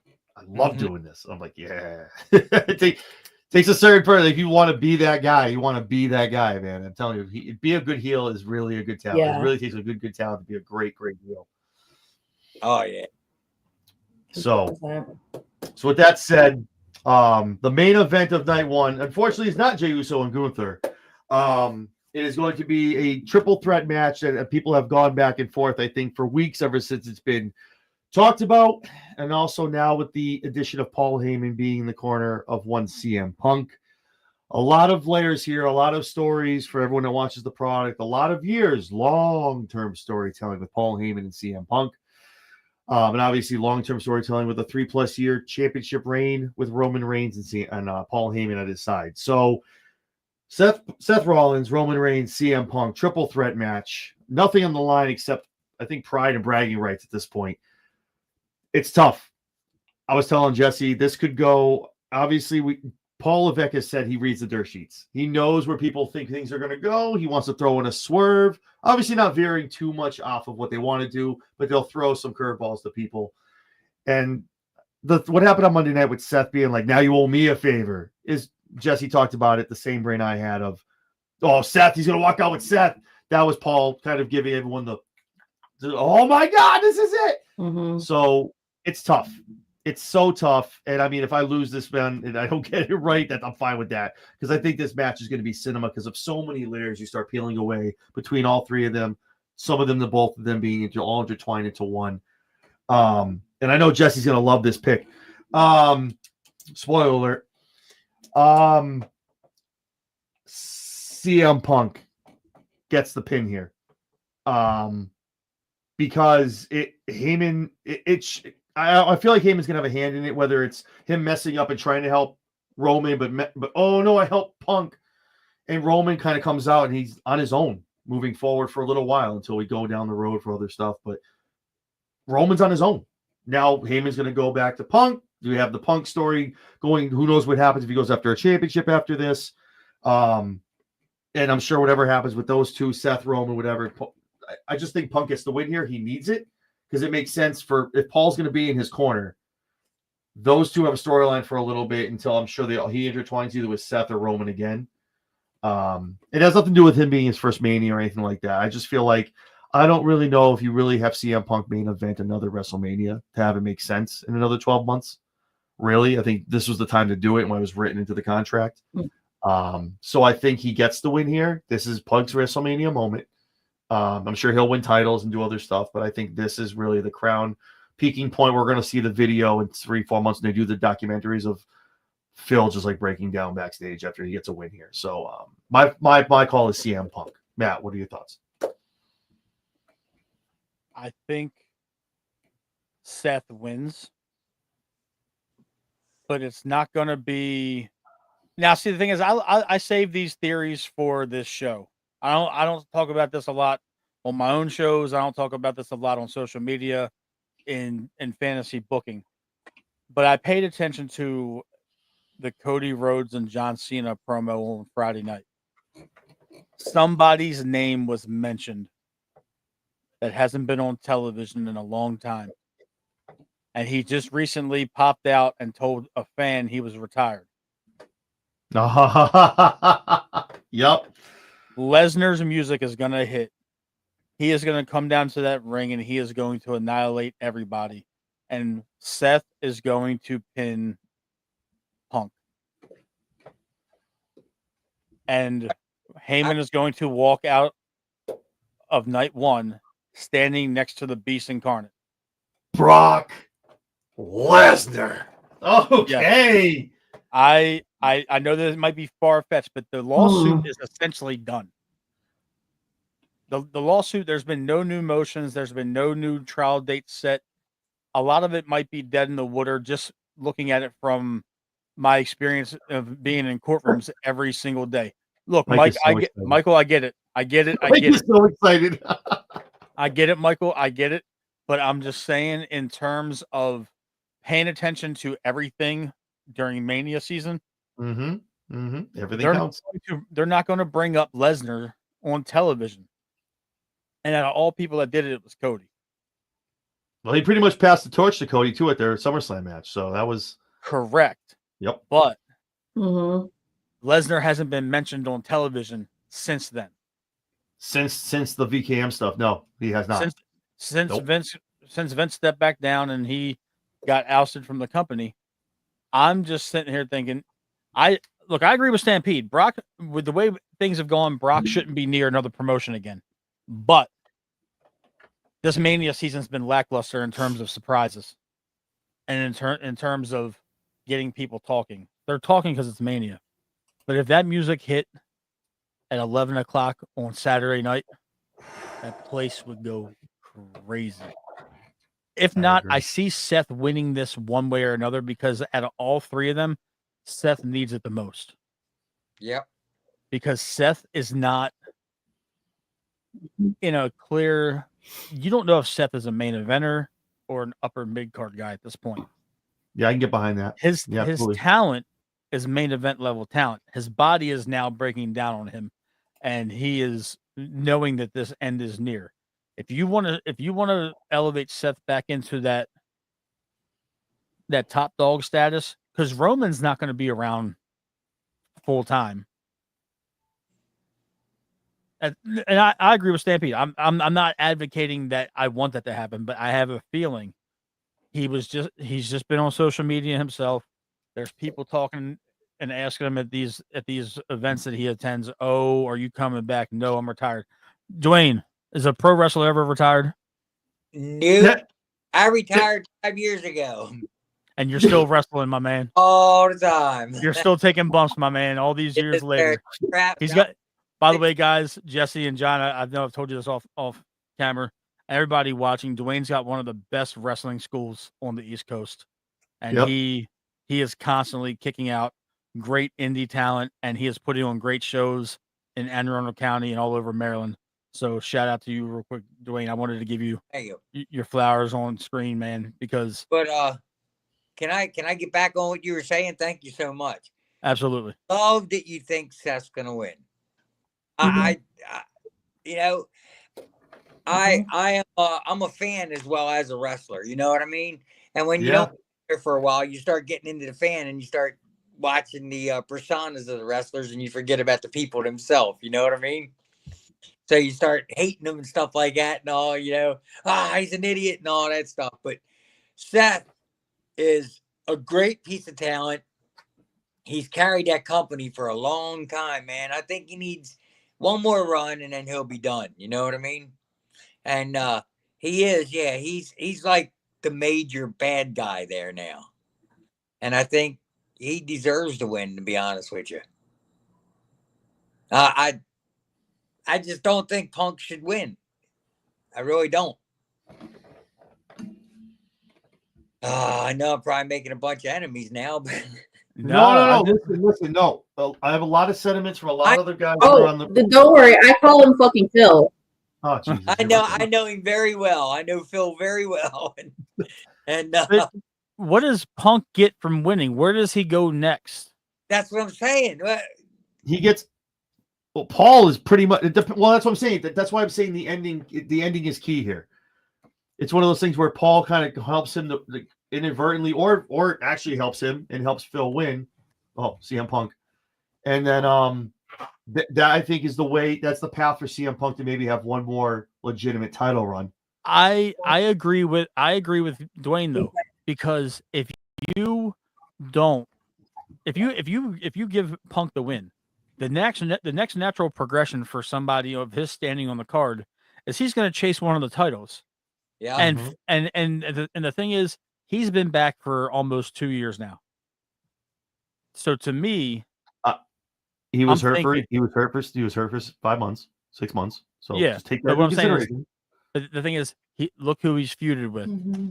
He feuded with Seth. He feuded with Drew McIntyre. Yep. Then he did the pursuing the WrestleMania main event, and he got it. If he wins, he's naturally going to go after Cena, Cody, Jay, Gunther, whoever walks out champion. And the thing is, he is not even on TV every single week. So he has been for Mania season. Mm-hmm. But at this point, are you really going to put your championship on a 47-year-old, technically not full-time wrestler? Yep. So you're almost putting yourself into a, because are you going to put one of those titles on Punk by the summer and then expect him to be at every house show defending the title and every week on Raw or SmackDown and every pay-per-view and then make every international tour because you're the champion of the company? He's almost 50. To me, Punk's got to lose and he's got to eat the pin so he has something to be pissed off about. Oh, you want him to take the pin? Oh, man. Yeah, absolutely. Yeah, man. Damn. Roman, here's the thing. Roman's the least significant out of all three of these guys. Absolutely. No, I agree with that. Because Roman can take the pin and he can disappear from TV for 3 months and nobody's going to care.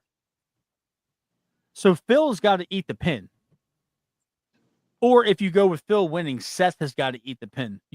One of those guys losing and taking the pinfall gives them a different purpose. Yeah, Roman does nothing for the match. He's just enhancing. Yeah, I think that's what I'm saying. So if Paul does something, it's like he pinned Seth, but it looks like he helped Punk. So Roman's like, and that builds the next chapter into those two. You got to understand the Paul Heyman part of it isn't going away. Because what's Paul going to run back to Roman? Mm-hmm. Oh, my tribal chief. I'll get you out of here, bro. Like that the Heyman piece is why I'm thinking Phil wins this. And then we move on. I'm not saying we put Paul in a pole match, but I'm just saying, like, we move toward, we have a finality between that again, the whole match having a lot of parameters, right? Those three break it away after Mania. Now those three can kind of keep going on with Paul being the centerpiece of it.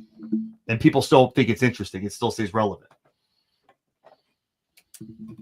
See, and that's where my theory comes into a different one. And this is a theory I've had for weeks and weeks and weeks and weeks. And this was before they dropped the little breadcrumbs between Seth and Paul. But I honestly think Seth takes this match, but I think Seth walks out with Paul Heyman at his side. I think the wise That would man be leaves with phenomenal. Seth Rollins.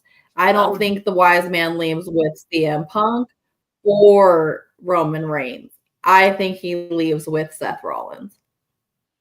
I agree. I like think that. that's going to be the whole swerve to everything, and he leaves with Seth. I have a question though for you, Jesse.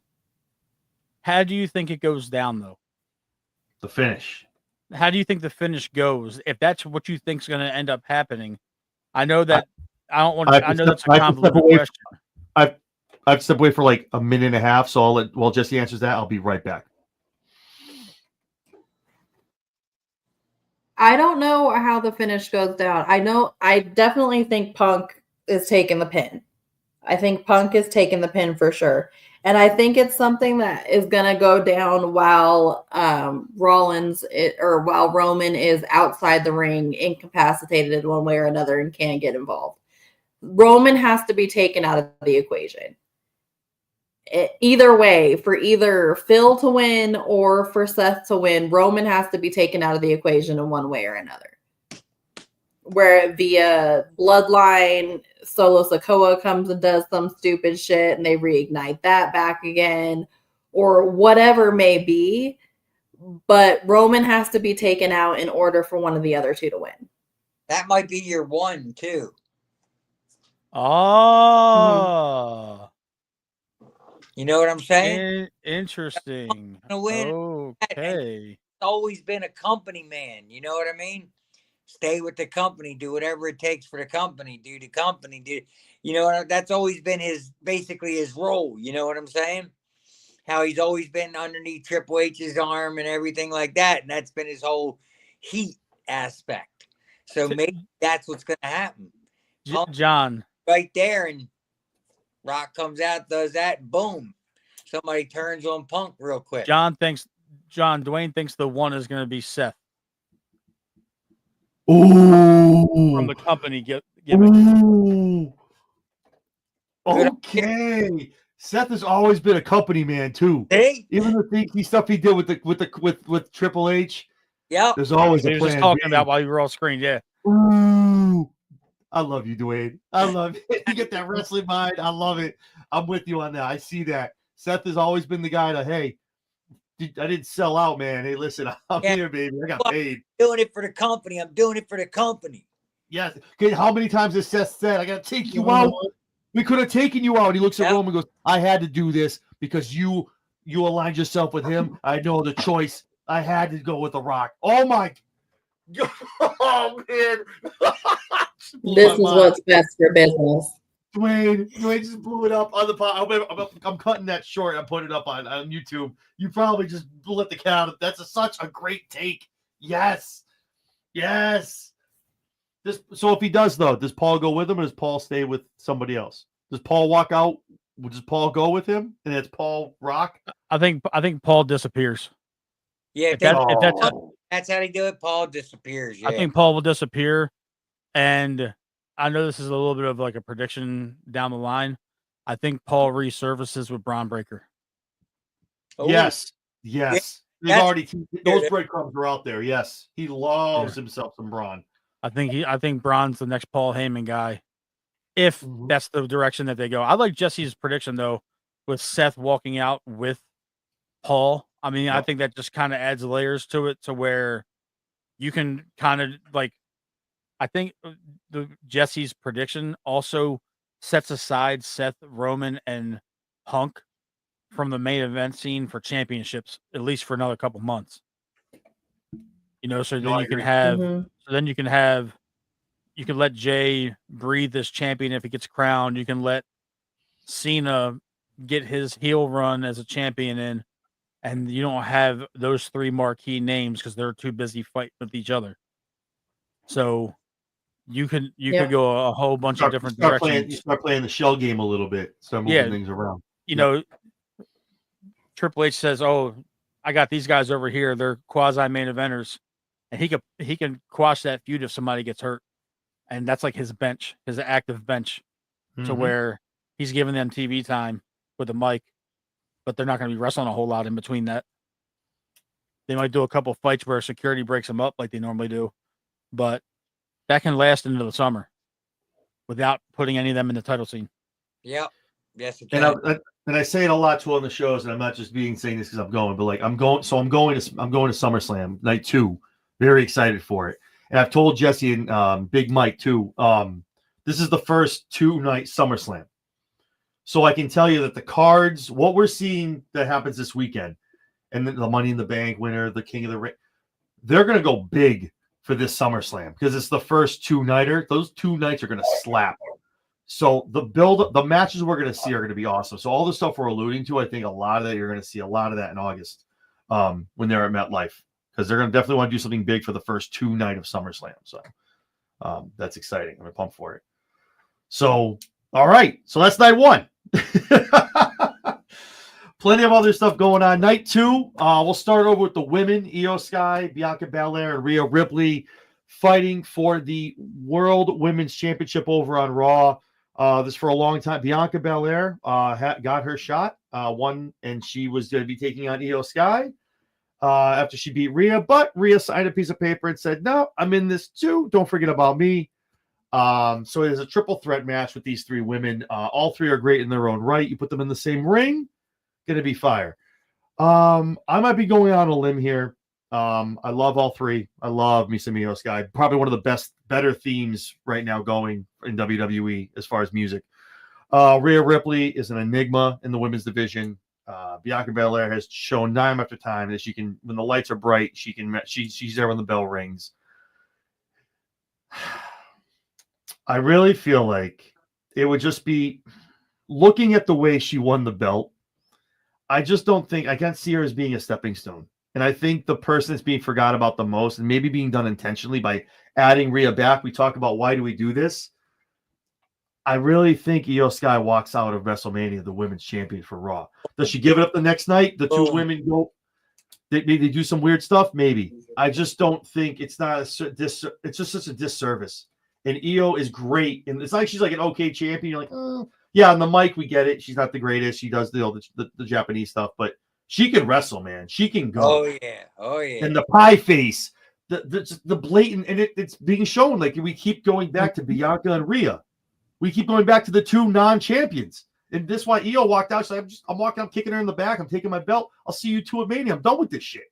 Like, I just don't feel like it's that she loses it at Mania. And it's okay for her. It's okay for the other 2 to take the win. It depends on who eats the pin. That's a whole different story. But those 2 girls are fine going into Raw the next night. But Io, it just makes her look so damn. You might as well just get rid of her after that. Yeah. Just such a paper champion. Just sit there, hold the belt for a few weeks, and then lose it at Mania. I think Io Sky walks out night 2, your world heavyweight champion for the women. Dwayne, I hear you. I think you have my sentiments. What do you think? I agree 100%. I agree 100%. Especially because, like you said, the way they're pie facing her and like, you're nothing, you're nothing, you're nothing. She's gonna kick both their asses. Watch. They're gonna be so involved with each other that it's gonna just tear them apart. And that's why I think, and Matt, I'm sure we'll talk about it. We talked about a little bit as far as Rhea before we got into it. I think that's why she was added. It's almost like they're going to be focused on the 2, and like, you know, it's like, hello, hi. It's a triple threat. Awesome. So Dwayne's over on my camp. Mike, what do you think? I'm sorry, Mike. Matt, what do you think? Also say that the next night on Raw is when Rhea challenges her again and finally beats her. Yeah, because everyone knows the night after Raw, the night after Mania is wild on Raw. Yeah. Especially, and I think this is when we finally see, I'm going to call it right now, that's the night we finally see Raw on Netflix go 3 hours. We don't get the 2.5 hour. We get the full 3 hours on Netflix. Yeah. No, maybe they go 4. This is the one night where they're like, now we're cashing in all that time we need. Now we need it for tonight. Matt, what do you think? I think there's going to be more to this match than just these 3. Depending what happens between Naomi and Jade on one is where I think Io walks out still the champion. Mm-hmm. I think that it would be a disservice to her to have her beat Rhea on a random Monday night just to have her drop it. Because if you were going to do that and you were going to make Io champion, you could have done it at Mania and let her have her Mania defining moment, so to speak. Mm-hmm. by pinning Rhea clean. If Naomi loses, Naomi jumps Bianca. And then it's going to come out that Bianca knew about the beatdown the whole time, which is going to kickstart a program. Or if Jade loses, she's going to come out and beat up Bianca because of being pissed off losing underhandedly to Naomi. So however that match shakes out is going to have a direct correlation to the finish of the women's world title match. That's just my personal opinion. I think that Io deserves this. I think that she should have a lengthy run. She's honestly, the other two are more charismatic stars, but Io is the best wrestler out of all three of those women. Absolutely. Bar none. And Rhea's a powerhouse. Rhea reminds me of, now I'm going to take this back to Dwayne's era. Here we go. Era. Rhea is China with athletic ability. Oh yeah. Even the ring gear, she's got almost like a ring gear. Almost. I'm not even talking about that. I'm just talking about the physical presence. Rhea looks like she can beat the shit out of almost every man in the locker room. No, but that whole aura she has. Yeah, it's just like she doesn't need to continuously win at WrestleMania to be popular, to be over. She's already over the whole mommy thing, and now the pairing with Priest and all that. But the Terror Twins. The Terror Twins. The Terror Twins. Io that was escaping my mind. Io needs to walk out of there, because if you're serious about building your international talent up and you want to have somebody who's the face of Japan women's wrestling represent your company, you have Io walk out champion. That's your defining moment for her. You have her walk out retaining, and that gives hope to somebody like Julia to stick around. And even though she's under contract for a while, but to make that reinforces Julia's signing almost in a way, because you're looking at lineage, you're looking at culture, you're looking at building different faces of your brands and all that. So to me, Io needs to win. And she can go in the ring. She can be one of those champions where she defends her title every Monday night against somebody different until SummerSlam. And I wouldn't bet an eyelash at it, because that girl can wrestle. Yep. She just needs somebody to talk for her. She definitely needs a mouthpiece. She needs to be a Heyman girl. We need a Paul Heyman girl. honestly, the chick that she needs on the mic is sitting at home right now, that just let her contract run out over in AEW. If you want to bring Saraya back, let her be Io's mouthpiece. Let her cook. And until Paige gets the clearance from the WWE doctors to wrestle again, there's your in right there. Because Paige can talk on the mic. She can go. She's a total package, but I know that there's physical stuff with her. And I know she said she wasn't coming back to the WWE this year and all that. But I'm just saying, there's not enough women managers that manage women in the company or in wrestling, period. I agree. The two things I'll say real quick before I get to Jesse is, one, the only thought I had that thought process with that, but my thought is that either Bianca gets involved in that match with Naomi and Jade, and then not really maybe affecting it, but then that's going to be the turnaround to the triple.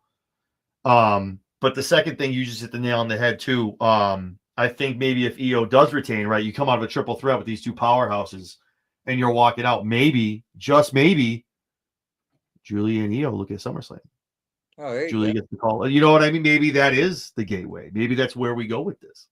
So great points from both you guys. Absolutely. Jesse, what are your thoughts?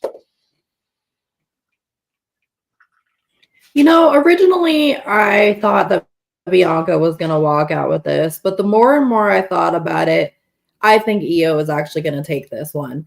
And one of the reasons is because I think Bianca is going to get taken out of the mix. I think during the Naomi and Jade match, it's going to come out somehow that Bianca was involved in the match.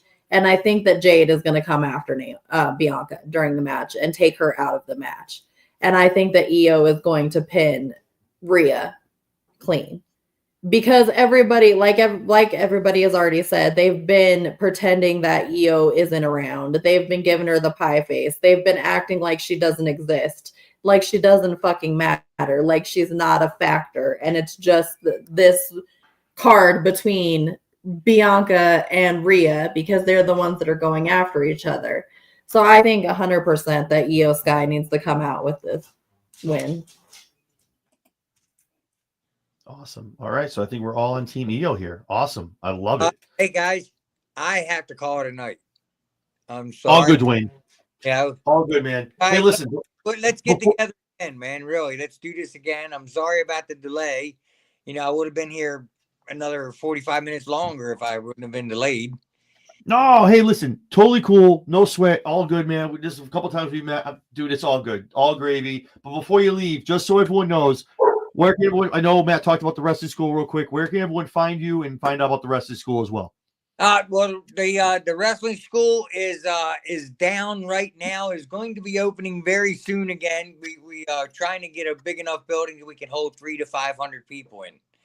And but I still affiliate myself with ACW, Adrenaline Championship Wrestling, and MCW, Maryland Championship Wrestling. So if you guys need anything, just let me know. You know what I mean? I got you. And Matt, thanks for everything, brother. Dwayne, always good talking to you, man. Love you, brother. I don't know if you've seen it yet. I don't know if you know it's out there or whatever, but the Gillberg doll, man, the first action figure for Gillberg. I gotta get one and put it on the desk. I gotta get one and put it over here, man. I get one, I gotta mail it to you. You gotta sign it for me though. They got another one coming out too. Like nice. The Hasbro. It's coming out the 4.5 inch ones, like the old Hasbros. Yep, they're coming out with them. I got one of them coming out, and of course, the video game's coming out soon. I'm sure you've heard about it, right? The Wrestling Code. No. You haven't heard about it? No. We're gamers on this show there, buddy. Brother, it's the newest and latest thing in video games. Wait till you see this thing. It's unbelievable. I'm here for it. Yeah, awesome. Absolutely. Be out very soon too. All right. Well, we're looking forward to that. I've been picking up that that figure and we send it over to you. So I'll send it with the Sharpie, so you'll be good to go. And I got you covered. You know that. Appreciate you. So, guys, Dwayne Gill, otherwise known as Gillberg, joining us. You got to run, but thank you so much, Dwayne. We will be in touch soon. We'll do another show. Absolutely. Like I said, man, anytime. Thank you. Hour, I'm there for you, man. All right, brother. Dwayne, I appreciate you, man. Baby. Thank you so much. I appreciate you. Out of here. Y'all take care, man. God bless y'all. Thank you, Dwayne. You as well. Bye. Tanker. All right. So we lose Dwayne and we gain Luna. Oh, ran away. That was a No, Tank.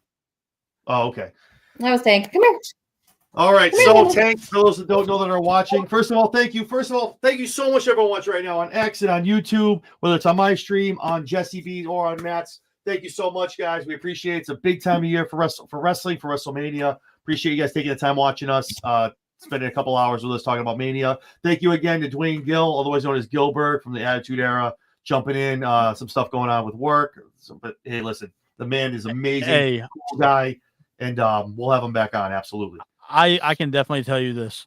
I talk to Dwayne on a semi-regular basis, and after Mania season is over and everything slows down, if you want to, I've already talked to him about it. He'll come on and talk about the Attitude Era and what he can talk about from behind the scenes. And I saw Nate commented when he came out when The Rock called out Goldberg. He's got so many stories. He's trained so many wrestlers that came through some of the bigger companies. He's still taking bumps, man. He's a hell of a wrestler, and a lot of people never realize it because he was a gimmick in WWE. But that man can wrestle, and I've seen it. So, shout out to Dwayne. He'll come back on and do an Attitude Era episode just for you. He shot me a text message earlier when I was talking to him during the delay. He said, "Yeah, I'll do an Attitude Era show for you guys, no problem." Awesome. We'll definitely throw that in. When Mania slows down a little bit, we'll definitely we'll get some stuff going. Real quick, Stampede, throw me some stuff. I talked about Julia moving up, maybe taking on EO if she retains. Nowhere near many for the main roster.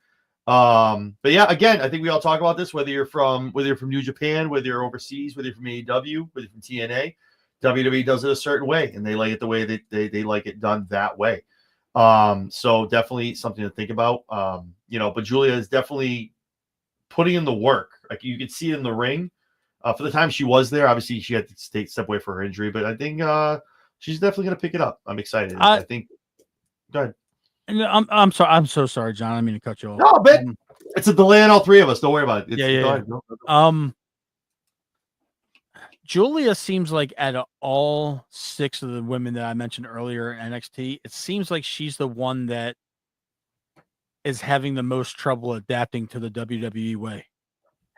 And I understand that Stardom and New Japan have their own flow and their own system and their own training, so to speak. One thing I'm definitely seeing in NXT that I think they need to kind of nip in the bud before it gets too much. And Jesse, I've heard you talk about this on the show, on your show and all. It's almost like it's too robotic. Everybody down there is doing the same thing. Yep. The promos are all the same. The pseudo aggression is all the same. Like that. And there's a clear divide of who's ready for the big time and who probably needs to stay down there for a while. Having Ethan Page come into NXT and having Ricky Saints come into NXT, they're so far ahead of the rest of those guys because they were on a nationally syndicated wrestling show and they were given time in the ring and on the mic. I understand if you want them to get used to the WWE way, but there's no reason that Saints and Page are still on the CW wrestling in front of 400 people. Like, I get that you need name power down there, but they're running circles around the guys that you're training from the WWE factory. They all wrestle a certain way. And it's not like I'm getting bored of watching it, but it's very nuanced and it's a lot of in-ring psychology. And the way Japan wrestles, they don't give a shit about that. They are high-flying, hard-hitting, wrestling-driven, strong style driven companies. Look at what it did to Nakamura. I love Shinsuke. Oh, love me some Shinsuke. But when he was in NXT, Hunter was letting him be King of Strong Style. He was still letting him be stiff.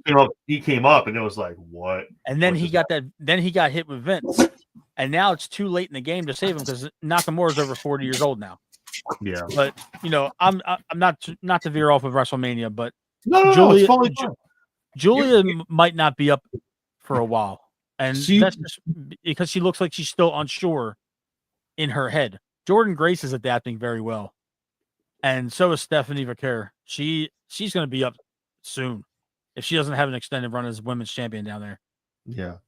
Well, it's funny too. Like Jesse had a great point too when Penta first debuted. Now, obviously, Jesse is all things AEW, so I watched it. She had a great point. If you watch the match, from what we see now, 4 or 5 weeks later now, it's almost like Penta was Jesse. What were the words?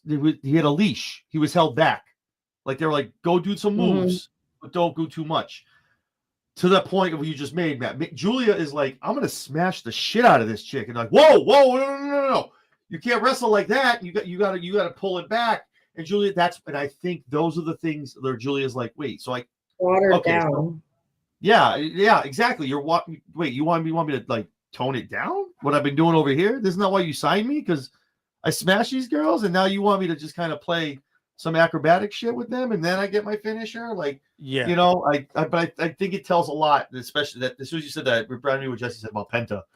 And now we watch Penta, and Penta was like, oh, okay, so I just got to have a nice little mix of this and that. But obviously, Penta debuted on the main roster, so they get him a little more leeway on that. Penta should have never seen NXT anyway. That would have been. No, I agree with that. And same thing with Ray. Ray out the gate, match 1. But Ray's a whole different. That's high flying. Oh man, dude. They did Ray dirty because Frazier's a great wrestler. So why are you calling up an NXT Tag Team Champion for one match? You could have had Ray. I think that was Frazier's. That's show us. I think that was a tryout. You have Carmelo Hayes in the back. I don't think those two mesh. I don't think Carmelo knows what to do. You put him in a Ray Phoenix. But Carmelo's just as athletic. Frazier's athletic too. But the thing is, they didn't even introduce Frazier. His entrance wasn't even on television. Yeah, that sucked. And let's just be frank about the whole situation, John. And Jesse will agree with me. it was a squash match in a sense with an athletic NXT guy. Frazier, nobody knows who Frazier is at that audience. The diehards might, but in an arena of 14,000 people, how many are diehards that know who that guy is? That's the same criticism they give to AEW when they bring someone over from Japan, and everyone's like, "Oh, they don't know who they are." Time out. I don't defend AEW a lot, and I will say this: AEW has a niche fan base. Casuals don't watch AEW because that's not who they're targeting for their audience. Yeah, they're targeting the hardcore international wrestling scene because they collab with CMLL and they collab with AAA and they collab with New Japan. So that the American wrestling fans that watch all that know who these people are. So the pops are crazy for them because they know. An average WWE fan might not know who Okada is. If Nick Sabre Jr. came out, who gets a bigger pop? Nick Sabre Jr. in AEW arena or in WWE?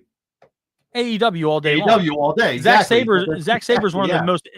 Zack Saber's one of the most well-known independent wrestlers in Europe ever. He's such a good wrestler, but you can't. You should have debuted Phoenix against somebody that was already on the main roster, because now you're gonna. No matter what anybody says, the casual viewing fan that is not going to know who Nathan Frazier is. There might be a couple that go and check out NXT because of seeing him, and it was a lot of acrobatic shit. But you did a disservice to Ray. He should have been in there with one of your mid-carders. He should have been in there with somebody that can actually dance with him. And that's the one thing I wanted to say about the match, though. At least I don't think it was a squad. Nick Frazier held up with him. They let Frazier get some held offense. up, but the thing is that Nick Frazier that ate the pin against Phoenix is your NXT tag team champion. I know. No, I see the point. I totally do. I see it. What are we doing? Like, come on. I know that Stampede brings up such a great point. Like, they're not. It's like I watch it. I watch all the time. I know you watch it, and it's like not the same. It's not. No, but like it's like that's like it's like if you I don't want to compare it because the two.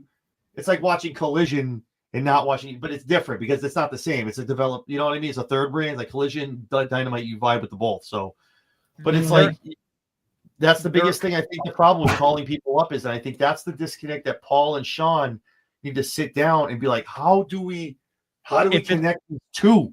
We got to connect them. See, NXT is developmental, no matter which way you slice it. So the more hardcore fans are going to watch NXT if they're hardcore WWE fans. But I give it 6 more months, man. And you talked about the star power. There's a reason why they're on this. That's why Evolve is here. I'm telling you. It's 6 more months. NXT is a third brand, man. NXT is its own brand. NXT, you can't be a third brand at the Performance Center. But they do branch. That's the thing. They are going on the road. They do But they're not going on the road every week. No, not every week. You're right. You can't do the short circuit Florida bingo halls. You can't do the loop. Come on. Okay, Jess. We're just talking. Like, we're just talking. Okay, fine. Okay, Jess is writing this back in. Okay, man. Okay. Like, here's the road, and this is where we are. It's way over here. Jess, I'm so sorry. I don't get to talk wrestling a whole lot. This is like therapy for me. Oh, Mike's so cute. He always takes mommy's side. Whatever, Mike. Get out of here, bro. I like Mike. I don't know who Mike is, but I like Mike. Mike from Kicking Out at 2. Great friends of the show. Mike and Tori over at Kicking Out. Great people. Thank you so much for tuning in, Mike. I appreciate you. Awesome. So let's get back to WrestleMania. There's some stuff going on this weekend. Let's talk about that. And kudos up to NXT. They have Stand Deliver as well. So the next match we'll talk about is also for gold. It is a 4-way dance, folks. Braun Breaker, Penta, Dom Mysterio, and Finn Balor for the Intercontinental Championship. Again, a tough match. We know when they make it a triple threat and a fatal 4-way, there's obviously a reason for that. You want champions to look strong, build feuds down the road. I can tell you right now, I can't see the Dom and Finn once they were both in it, and they cancel each other out because them not having a belt is still a storyline. whatever happens with the ladies, it's still a storyline, and I'm praying to God in the next 6 to 8 weeks, Judgment Day is done, or what we have here is gone. It's like 2 of them still using the name. It's like the NWO went on way too long. Yeah, no, and again, I gave props to their due. They did kind of revigorate it a little bit, brought Liv back to Dom. They kind of brought a little bit of air into it, but it's really at its wit's end. I'm done with it. That leaves 2 guys. That leaves 2 gents. It leaves Penta and leaves Braun. Braun is above his years. He is a Steiner bred. He has it in his blood. He's amazing at what he does. By the way, RIP, still condolences to Carlito, had his services this past Friday. So thank you. Gold, that's oh my God. Oh my God. I honestly think this is the coming out party, and it's nothing against Braun because they're not. Again, you got to look at the whole booking overall, right? What are we going to do? Not the new hottest thing or the new shiny toy. What makes more sense to get eyes on this title and make the title make sense of who gets hands on the champ? Braun's done a great job. Maybe not featured the way he should be. We'd like to see.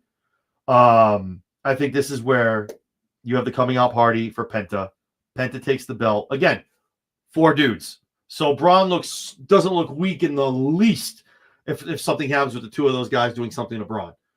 I think Braun drops it. Braun enters his way into, again, there might be a trade over here, doing something on SmackDown for the U.S. title, then moving up, or just going for the World Heavyweight Championship.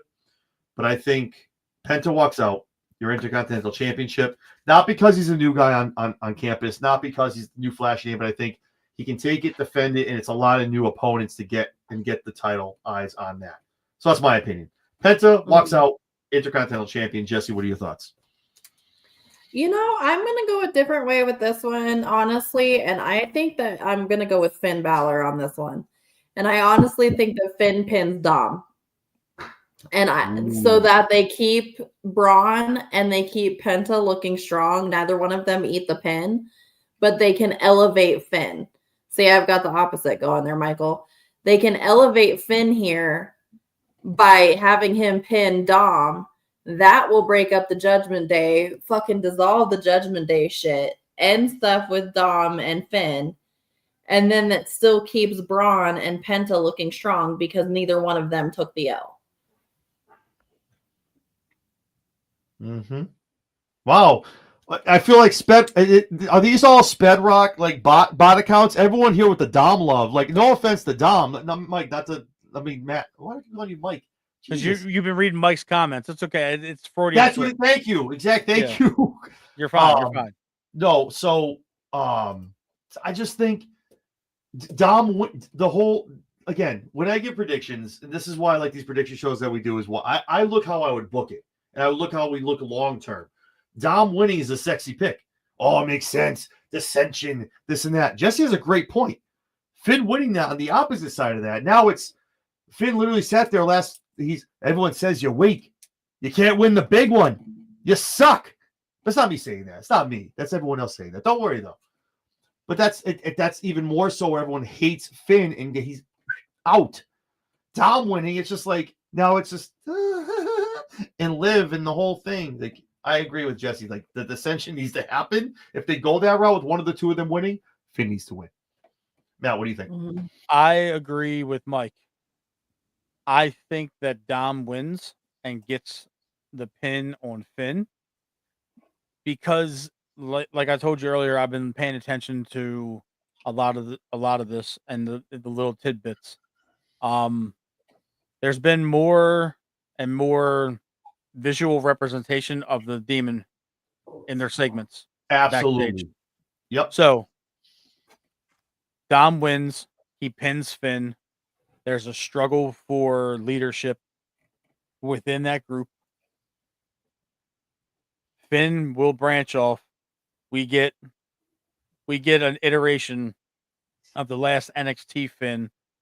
The black and white comes back with that was such a good run. With the leather jacket. Yes. And then in my opinion, they're going to give Dom a nice little run to see if he can hold a mid-card championship as the most over heel in the company. Yep. And then we get Dom versus Demon Balor at SummerSlam. So please, night 2. Paul, please night 2 if you do that. I'm saying they've had a demon mask or one of his shirts or one of his The demon mask. It was the mask, the lunchbox. There was something else. There was a third one. I think you were gonna say it. I'm sorry. And for my video gamers out there, Demon Balor hasn't been on the 2K in a couple years, and we just got him this year. Yep. Not okay. I was gonna say yep. So everything counts. Every little nuanced thing. Triple H does everything for a reason. Mm-hmm. So I think Finn eats the pin, and I think it's one of those dirty Dom like roll ups or, a quick like small package or something. 1, 2, 3, quick.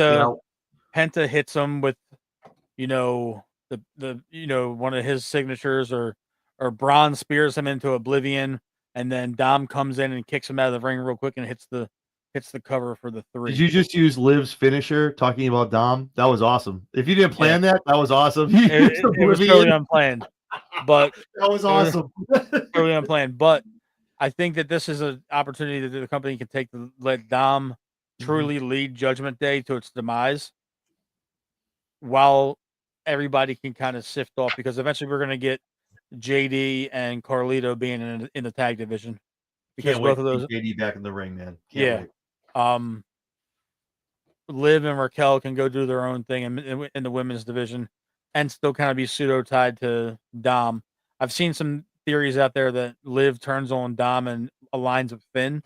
But that was the thought. I think way back. It doesn't make it'd be a cool pop, but long term, what does it do? You've invested 2 years of Daddy Dom and Liv for the better part of the last 2 calendar years. Yeah, and the evolution of it all. That's where I'm at with that. But Dom's going to be Intercontinental Champion. Dom's walking out. I got Braun. You got Finn. Let's see what Sam Pete has to say about it. Potentially give WWE Dom as a champion. Jey Uso as a champion. Neither are that good in the ring. Potentially a very part-time Cena. I mean, that's they got talent to override that, though. Yeah, they got a lot going on. They can. We've been at points when we've had that situation. They have the talent to override it. I can get behind that. They have the talent to override it, and the thing is, Cena's not going to be part-time like Lesnar. I think Cena just shows up on TV more than anything in the occasional house show. But Braun's going to elevate right to whatever brand he gets drafted to. He's going to go right for that championship. He's got it, and it's incredible. He's a Steiner that can actually talk on the mic and not sound like he's, a couple of cans short of a 6-pack. Rick was okay, man. Hey, his old man was okay. It was Scott. I'm talking wild out. And Braun's got the look. God, yeah. He's got the athleticism, the even aggression. Even since NXT when he first debuted, and I was like, look at that boy. Look, I was watching Ravens training camp cuts, and I saw Bronson Rechsteiner cut from the Ravens, and then 3 weeks later he's in the Performance Center as a signee. So like, they were waiting. If that doesn't work out, let me know. And I agree with what Stampede said. He's not going to be world heavyweight champion. He's going to be undisputed WWE champion soon. I'm not saying immediate, but he's gonna go after Cena or Cody, whoever's that champion. Because I think you can't put Braun in the same ring as Jey Uso, because Braun tears him apart. No. You get pissed if Braun lost that feud. Silly. That's danger. Don't do that.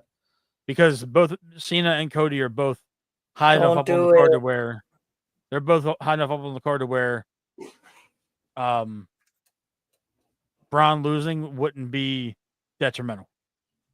I agree. So if you take 33 and 1/3 of Jesse's prediction and you put it with Matt's 33, I love it. Love me some Steiner math, man. Awesome. So speaking of the Judgment Day, right? Past and present, apparently.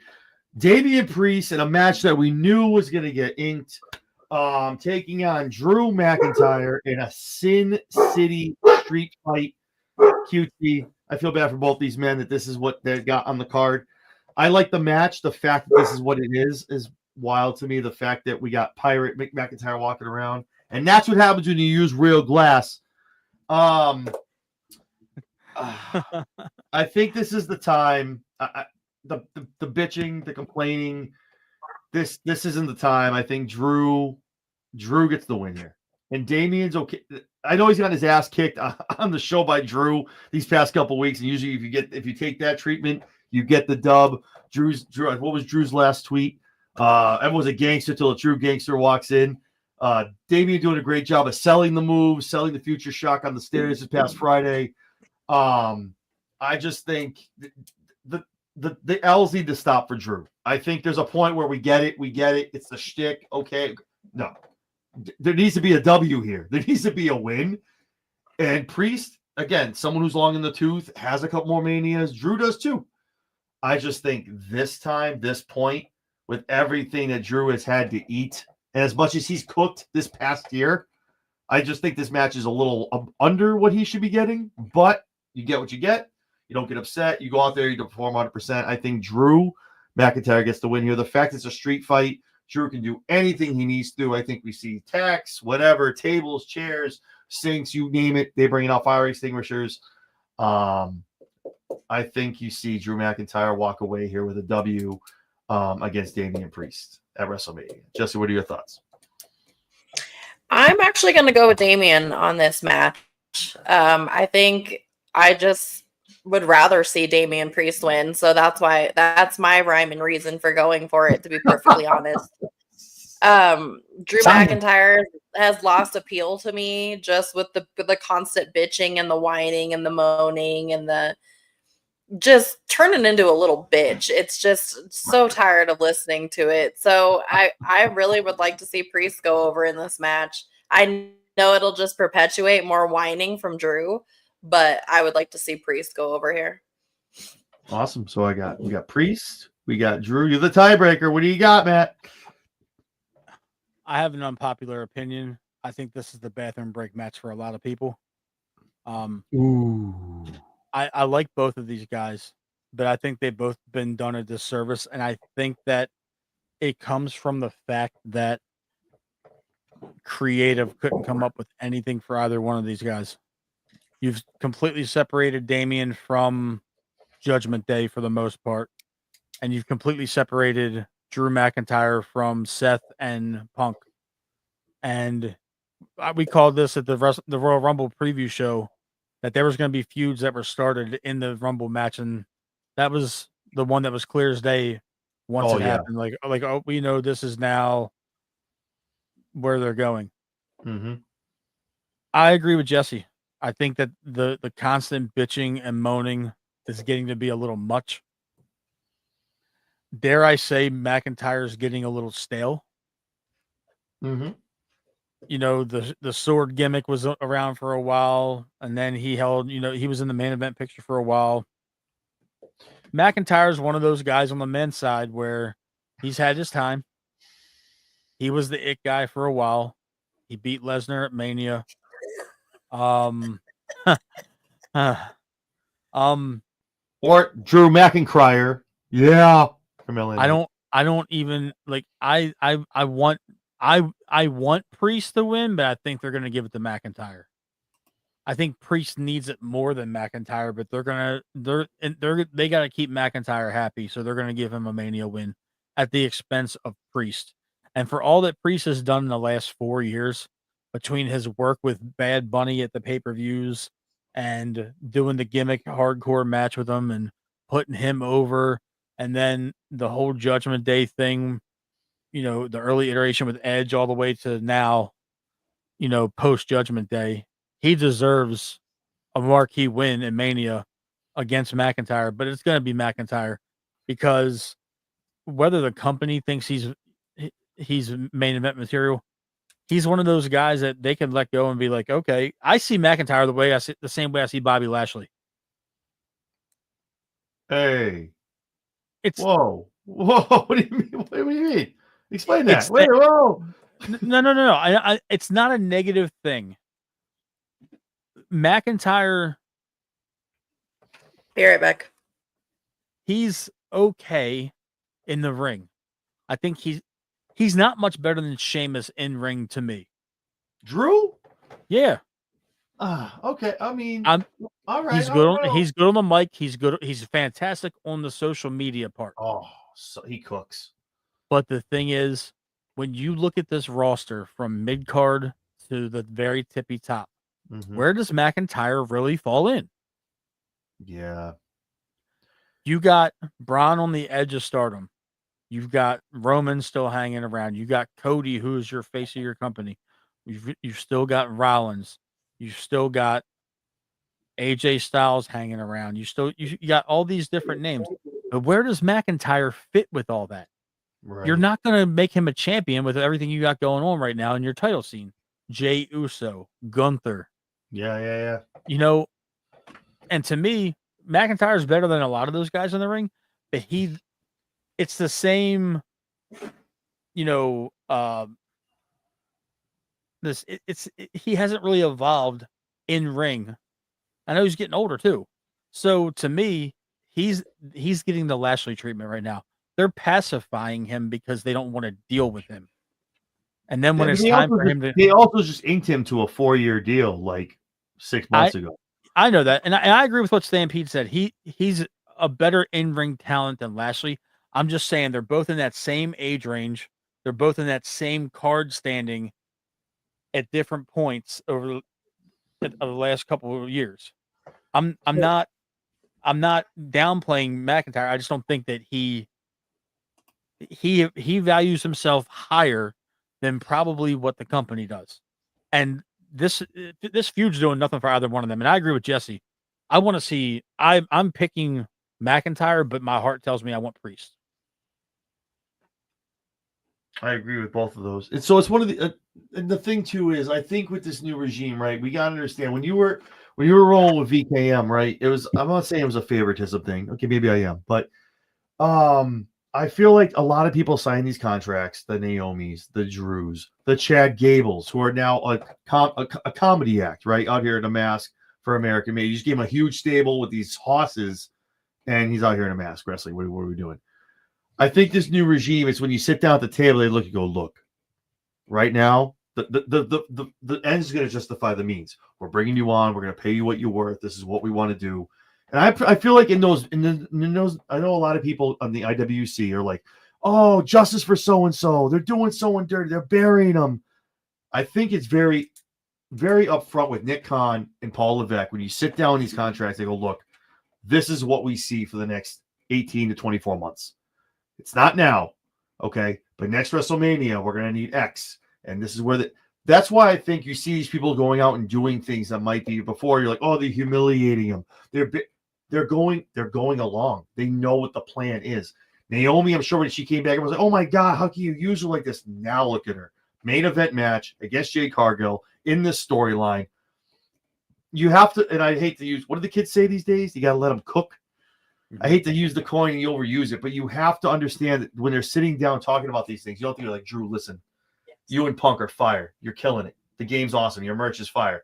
We don't have anything for you. But in this time, at this point, this is when we're going to pull the trigger, and this is what we're going to have you do. I feel like there's a lot more transparency in what's going to go on in the next, like, 2 to 3 years in their careers when they sign these contracts, instead of, hey, sign here. Cool. We'll get back to you. We'll let you know what's going on. But go out there and job over to Hornswoggle. I think now it's being understood where they know, hey, listen, now you're going to sign. This is what we're going to do. This is what we have for you now. But this is the plan. This is what you're going to do. I think this is why a lot of the stuff, the hate for the IWC of, oh, it's a burying. Oh, they're doing them wrong. They're doing them dirty. No, you got to trust the process. And I think that's what you get under this TKO regime of Nick and Paul, and especially Shawn Michaels too. Shawn is just great at what he does for booking wise. But I think like what we said, I think it's the time where Drew gets the win here. The crying is over. He cooked with Punk over the summer, man. That was wild. Their social medias were fire. But they legitimately hated each other. Oh, there's legitimate. Oh, there's so much real tension there. It's wild. But I think it's like, Drew, listen, do the eye patch, do the glass thing, which I feel like was just an inside job the whole time anyway, with the glass and the windshield. They were anyway, definitely making fun of the Punk. Oh, absolutely, yeah. It was all good until I saw Phil do one of these, and I went, "Oh, great, really, dude? Like, really?" But seriously, Drew gets the win here, and I think we start to see a build in the next 3 to 6 months of Drew McIntyre. He's always going to be the bitch. I don't think bitchy is the way he's supposed to come across. It's supposed to be what was it in the last promo? He tells the truths, and a lot of stuff he talks about does come to fruition. I think that's what they're trying to make him into being. Like, what I'm saying, you're not listening, but it happens, and it ends up happening. So, but I think we start seeing a turn here for Drew McIntyre, which is why I picked him. I think this is where we sign to see start team.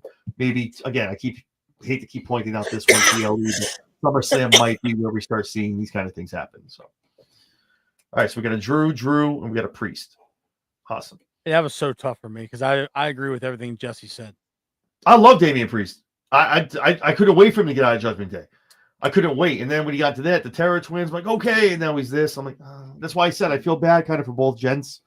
I know they're better. No, again, not shit on the booking, but Matt, you're kind of hitting it. We were like, listen, we're kind of in between things. You guys want the street fight? We got this. And what do you guys say? No? Yeah, but you're like, oh yeah, we'll take it. And then at least they're on night two. I mean, I'll take that. At least they're on night 2. So it's a win's a win. A win's a win. All right. So to a match, it's almost like double points for everybody. So we have the Viper Randy Orton, unfortunately losing his opponent. And again, I've said it before on multiple shows. Prayers up to Kevin Owens. Successful neck surgery he just had a couple days ago. Expected to be out 12 to 16 months.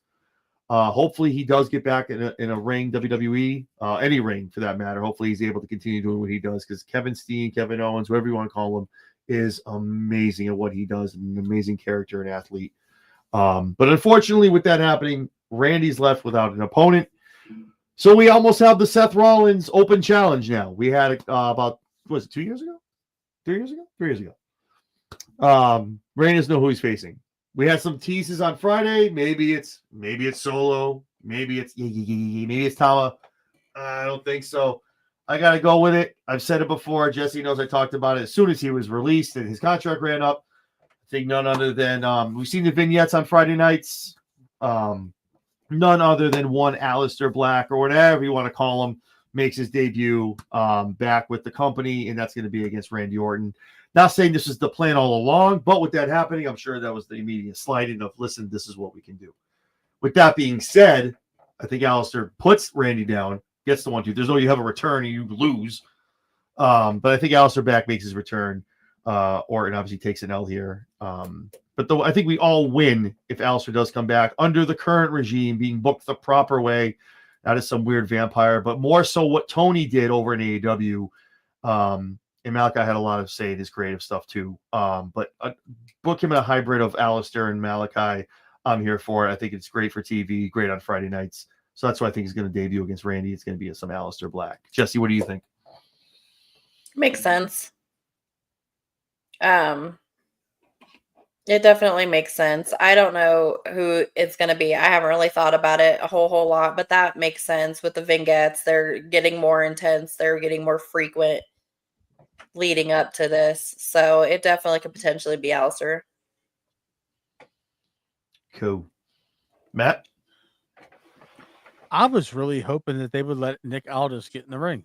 That's what dude, when he said it, maybe for one day you just ditch the suit. I was like, yes, let's do it. You know,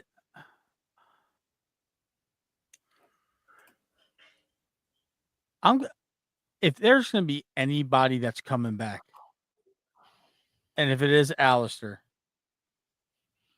I agree with that.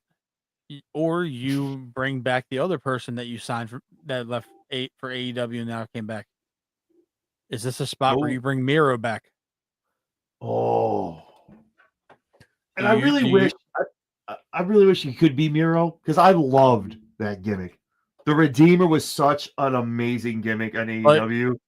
If you want to make him that mega monster type of guy that you wanted to build the first time, Miro is it. Because like Michael said, Aleister's going to be a face when he comes back, no matter what. Is he though?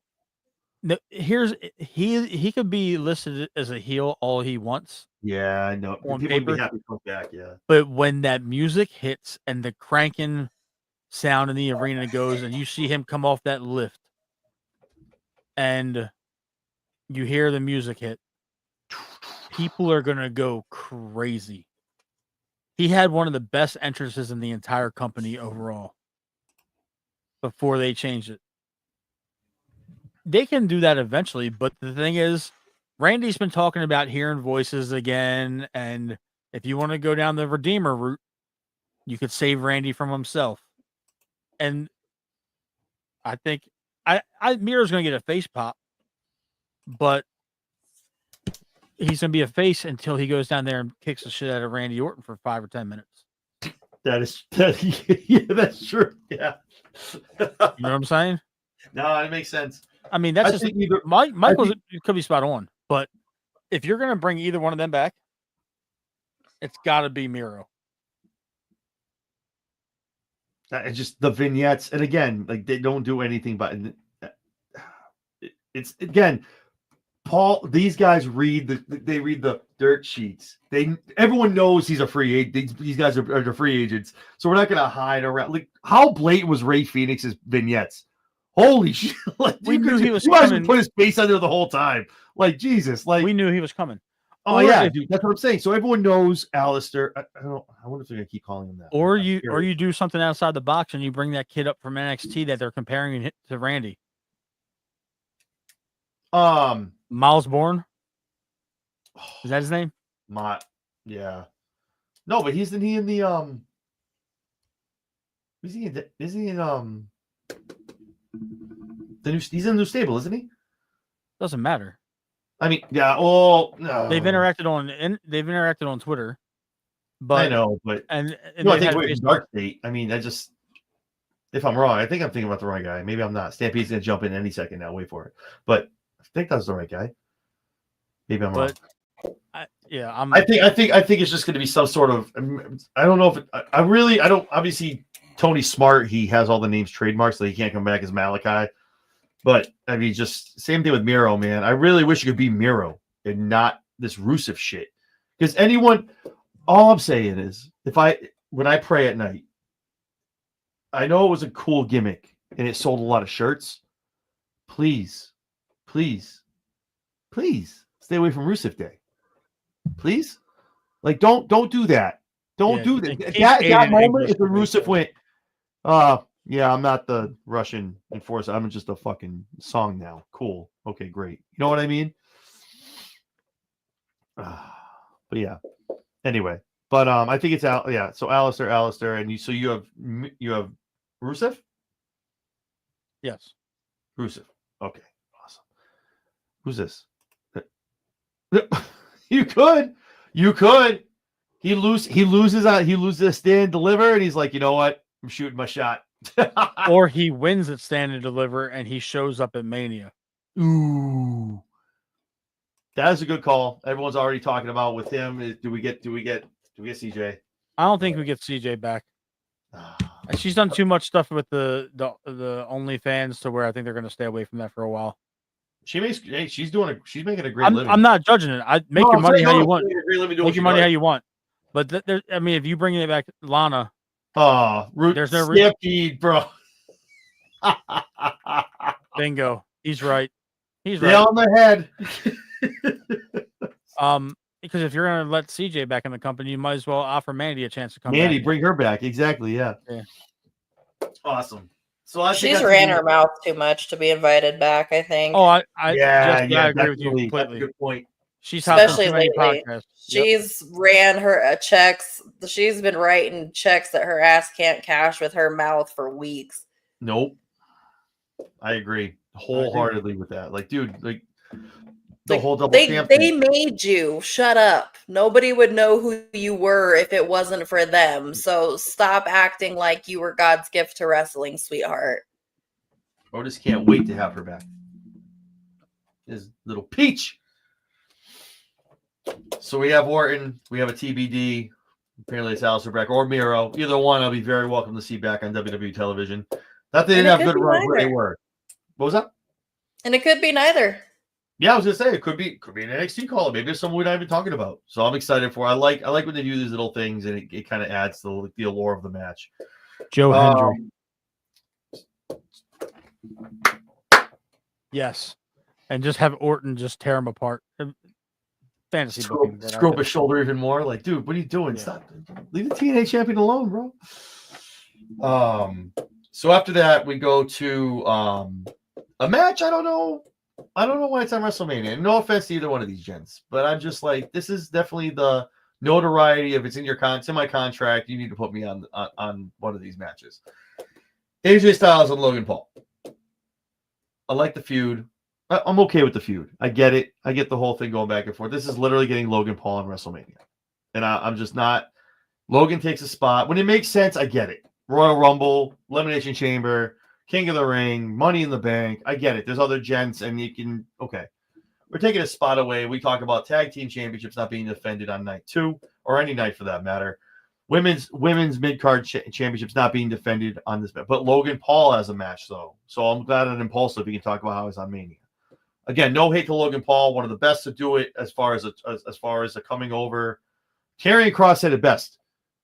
If you lose, we all lose. You need to prove to this guy that this is how this goes down, which almost single-handedly means Logan Paul's going to win. But unless Karrion gets involved, which I'm here for, if that's how Karrion gets on this card in that match, let's do it. But as much as it pains me to say it, it's not the Terramana talking, unfortunately. Logan Paul's going to win this match against AJ Styles. I said he signed the new contract. He's coming out from injury. He doesn't really have a storyline. It makes sense. He gives him a nice little rub. And it's, again, adding to Logan. Like it or not, Logan Paul is going to hold either a world or a WWE championship. Either show, pick one, whichever one you don't want to see the least, but he's going to do it. And he's getting this. AJ is just another former world champion to add onto his laundry list of people he's beaten to go brag in the ring about. Again, not a big fan of it, but Logan is good at what he does. He's learned the craft. He's not bad in the ring. He's good on the mic. And unfortunately, at this juncture with AJ Styles being injured, coming back, they need to make this happen. Logan needed somebody, and unfortunately, it's going to be AJ Styles. And I think it might build something with AJ Styles and Karrion Kross down the road. So Logan Paul's my winner. Long story short. Jesse, your thoughts? AJ Styles. For any I think AJ Styles is going to take the just win. because you don't like Logan, or is there any reason? Like I think it's going to be a good match regardless, but I don't think they're Okay. going to make AJ Styles take an L at WrestleMania.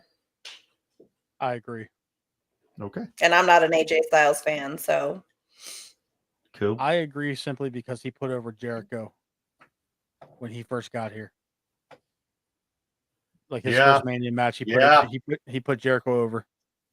And I think this is going to be one of those situations where if AJ does anything, he's going to pull rank or seniority. I mean, I don't think AJ goes anywhere else. No, I push back on that. I don't think AJ. I just talked about it. AJ signed. He's not leaving after Mania.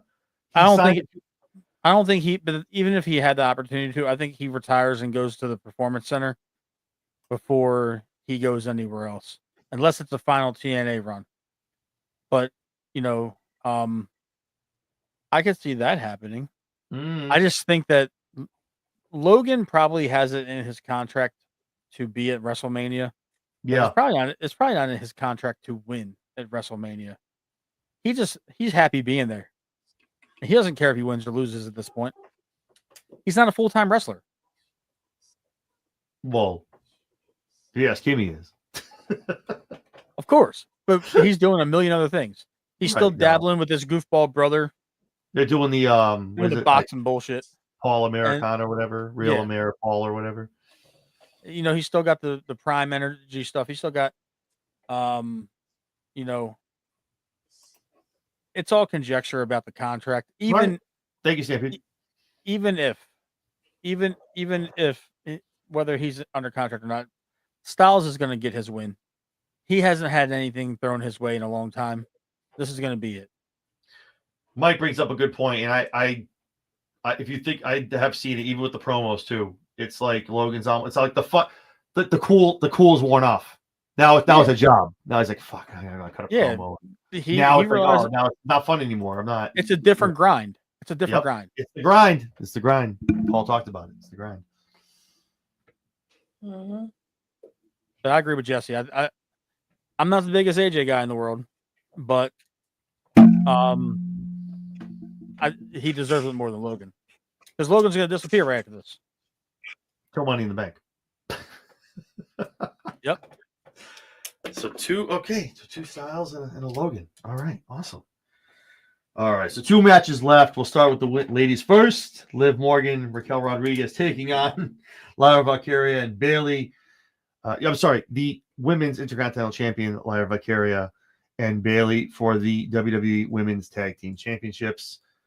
Again, going at the whole. What happened? Mike, get out of here with that. We don't do that, Mike. That's not who he was talking about. Mike, it's not who he was talking about. Stop it. Stop it. Stop it. This was tough for me. This was tough because I'm like, do they keep doing it? But I think it depends on, I think, what happens earlier in the night, to be honest with you. That makes what I would decide here.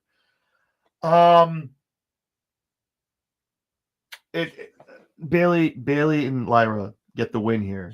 And I hope it opens and gets it over with. It's just so it's bedlam and dissension in the Judgment Day. Just titles. Nobody's got titles. Who's got belts? Nobody. Nobody's got gold. Everybody lost at Mania. And here we go. Let's go. Let's crest and let's go down the ramp, please, down the roller coaster. Let's end this, please. Like, everybody lost, and it's just everyone's just yelling and just that much pissed off. And the next couple of weeks, they just kind of whittle themselves out. But I think it's another way of getting the Lyra Bayley thing again, everything counts. That tease was not done on purpose. I mean, on accident. The Bayley, like, screw you. I'm kidding. Come here, kid. I'll give you a hug. That wasn't done on accident. Those two win, and then you start seeing Bayley like looking at that belt like, let me just. I bet you I could beat you for that. And like friendly competition, cost the belts. Then we go to the IC, and I think it's a long-term play for Bayley and Lyra. But long-winded answer, short one is Lyra and Bayley walk out your new women's tag team champions. Mike, what do you think? Mike's in the comments. Matt, what do you think? Mike, you need to stop coming up on my feeds when I got Matt on, bro. I can't keep reading Mike. Matt, what are your thoughts? Yes, you can. I think they retain. I like it. I think Liv and Raquel retain. I think Dom ends up being the Intercontinental Champion. And I think Judgment Day is dripping in mid-card gold come Monday night. Such a way to put it, too. And that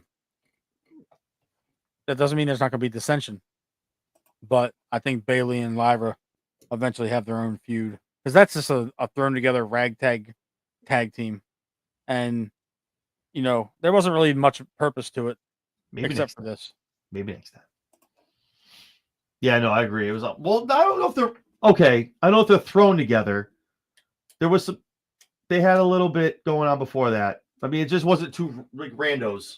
But I know what you're saying. It wasn't like any like half the gauntlet tag teams were randos. Yes. You PFC together. When did Mishin and B-Fab become a team? For like a month. Come on, John. Like a month. they did all this shit. Ragtag is like walking in that day and you're like, hey, by the way, you're going to tag with so-and-so in a gauntlet match. Who? There's no rhyme or reason to half of those tag teams being together, including the ones that are facing Liv and Raquel. They had to find a way to get them on the card without making another match. All right. Yeah, Katana and Kaden, they're not ragtag. I'm going to go with the Thank God they blew the dust off of them. I miss them on TV. Well, I think Kaden was hurt. I think Kaden, one of them was hurt. Carter? Might have been. The keg stand is probably one of the better tag moves in wrestling. Like, that is an amazing move. Like, I love it. All right. So they retain. You have them. Jesse, your thoughts? I've got them retaining. Oh, man. I just think it sets up further for Bayley to get her hands on that Intercontinental Championship at some point. Makes sense. All right. She should lose it to I'm on this Roxanne. island again. You guys just leaving them leaving me on this island. All right. Talked about a lot of matches. The triple threat main event. A lot of other stuff going on. One match everyone can't wait to see. 50-50. You can make a great case for either one of these gents to walk away as a champion. Cody Rhodes, John Cena, WWE, undisputed champion. It's tough. You can make a case for either one. You really can. John Cena winning makes a lot of sense. Dates have opened up. If you look over, he's did a lot more dates on the back end of Mania. They're making a pay-per-view of him in Boston. That's supposed to be when like either he drops it or something, some kind of swan song. Cody retaining makes a lot of sense as well. Just makes him the uber face. Maybe Rock pops back out, starts throwing other minions at him, things like that. I just want to go. I got to err on the side of this being the last run, right? This is it. Legit. This isn't like some weird kayfabe crap. This is it, right? December 31st, we celebrate New Year's and John Cena's done with wrestling. As long as the way we know it, full-time, WWE, all this stuff, right? And not just being some kind of novelty that gets walked in here and there.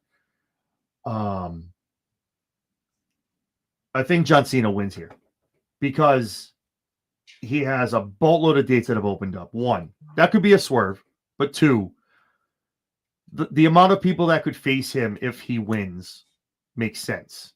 Do we get an Orton reset? We talked about Punk. What's next for him? Does Punk win? Yeah, what's next for him? John Cena. Maybe revisit him beating Cena and walking out of Money in the Bank as the WWE champion with his spinner belt. There's a lot of juice and a lot of meat on that bone for Cena to have. And not every week. He's not going to do it every week. Even if it's the last, even as a champion. It's not, he's going to still be like, an attraction. But the matches that happen are going to Roman did the same thing. Roman would pop up.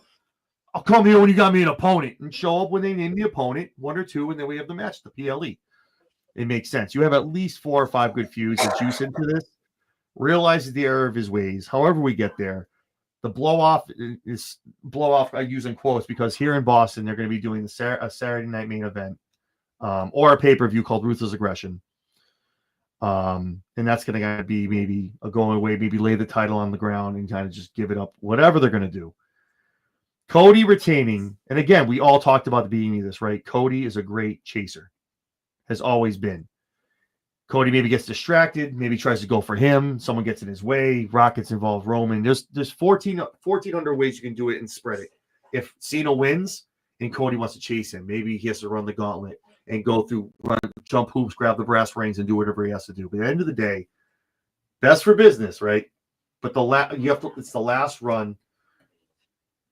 He finally breaks Flair's record, walks off to the sunset as the GOAT, most championships won. John Cena, I think, walks out of WrestleMania as your champion. And I think gives us a hell of a next 10 months in 2025. Following it till we get back to him realizing what he's done and who he is, lays that title down and walks out as a face, walks into the sunset as the GOAT. Jesse, what are your thoughts? Yeah, I definitely think John Cena's winning this one. He's breaking the record. He's winning.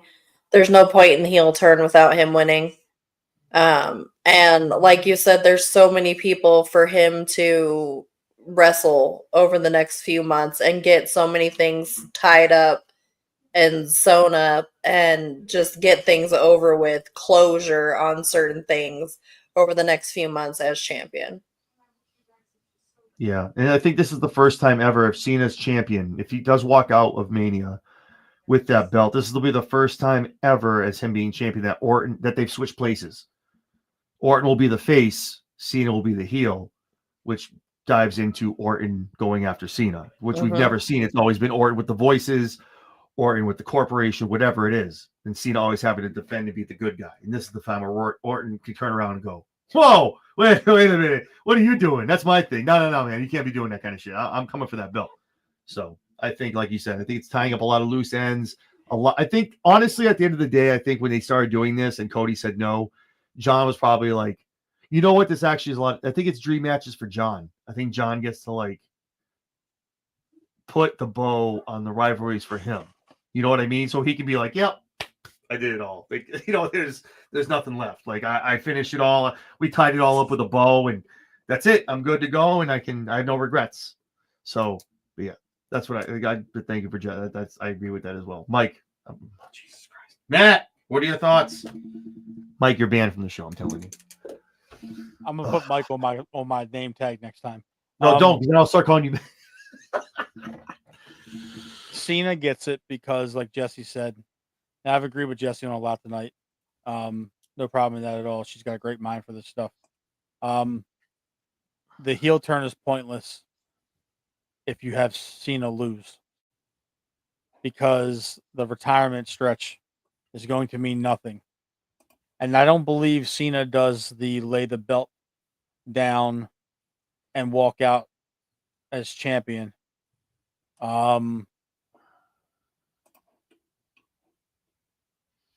I think he goes to next Mania. No, that would be against the final run. No, wouldn't it? It's a heel Cena. It's the whole point. He's gonna lie. Just when you think he's done, he's not. I think he runs with the title for an entire year. Oh wow, you imagine that? I think he's gonna feud at some point with Punk. I'm not talking about the Punk spinner belt saga. Cena made Punk tap, or Cena won on a passed out Punk in the Elimination Chamber. That right there, right there is going to write itself. Yep. So Punk's going to have something to say about that. Cena and Orton.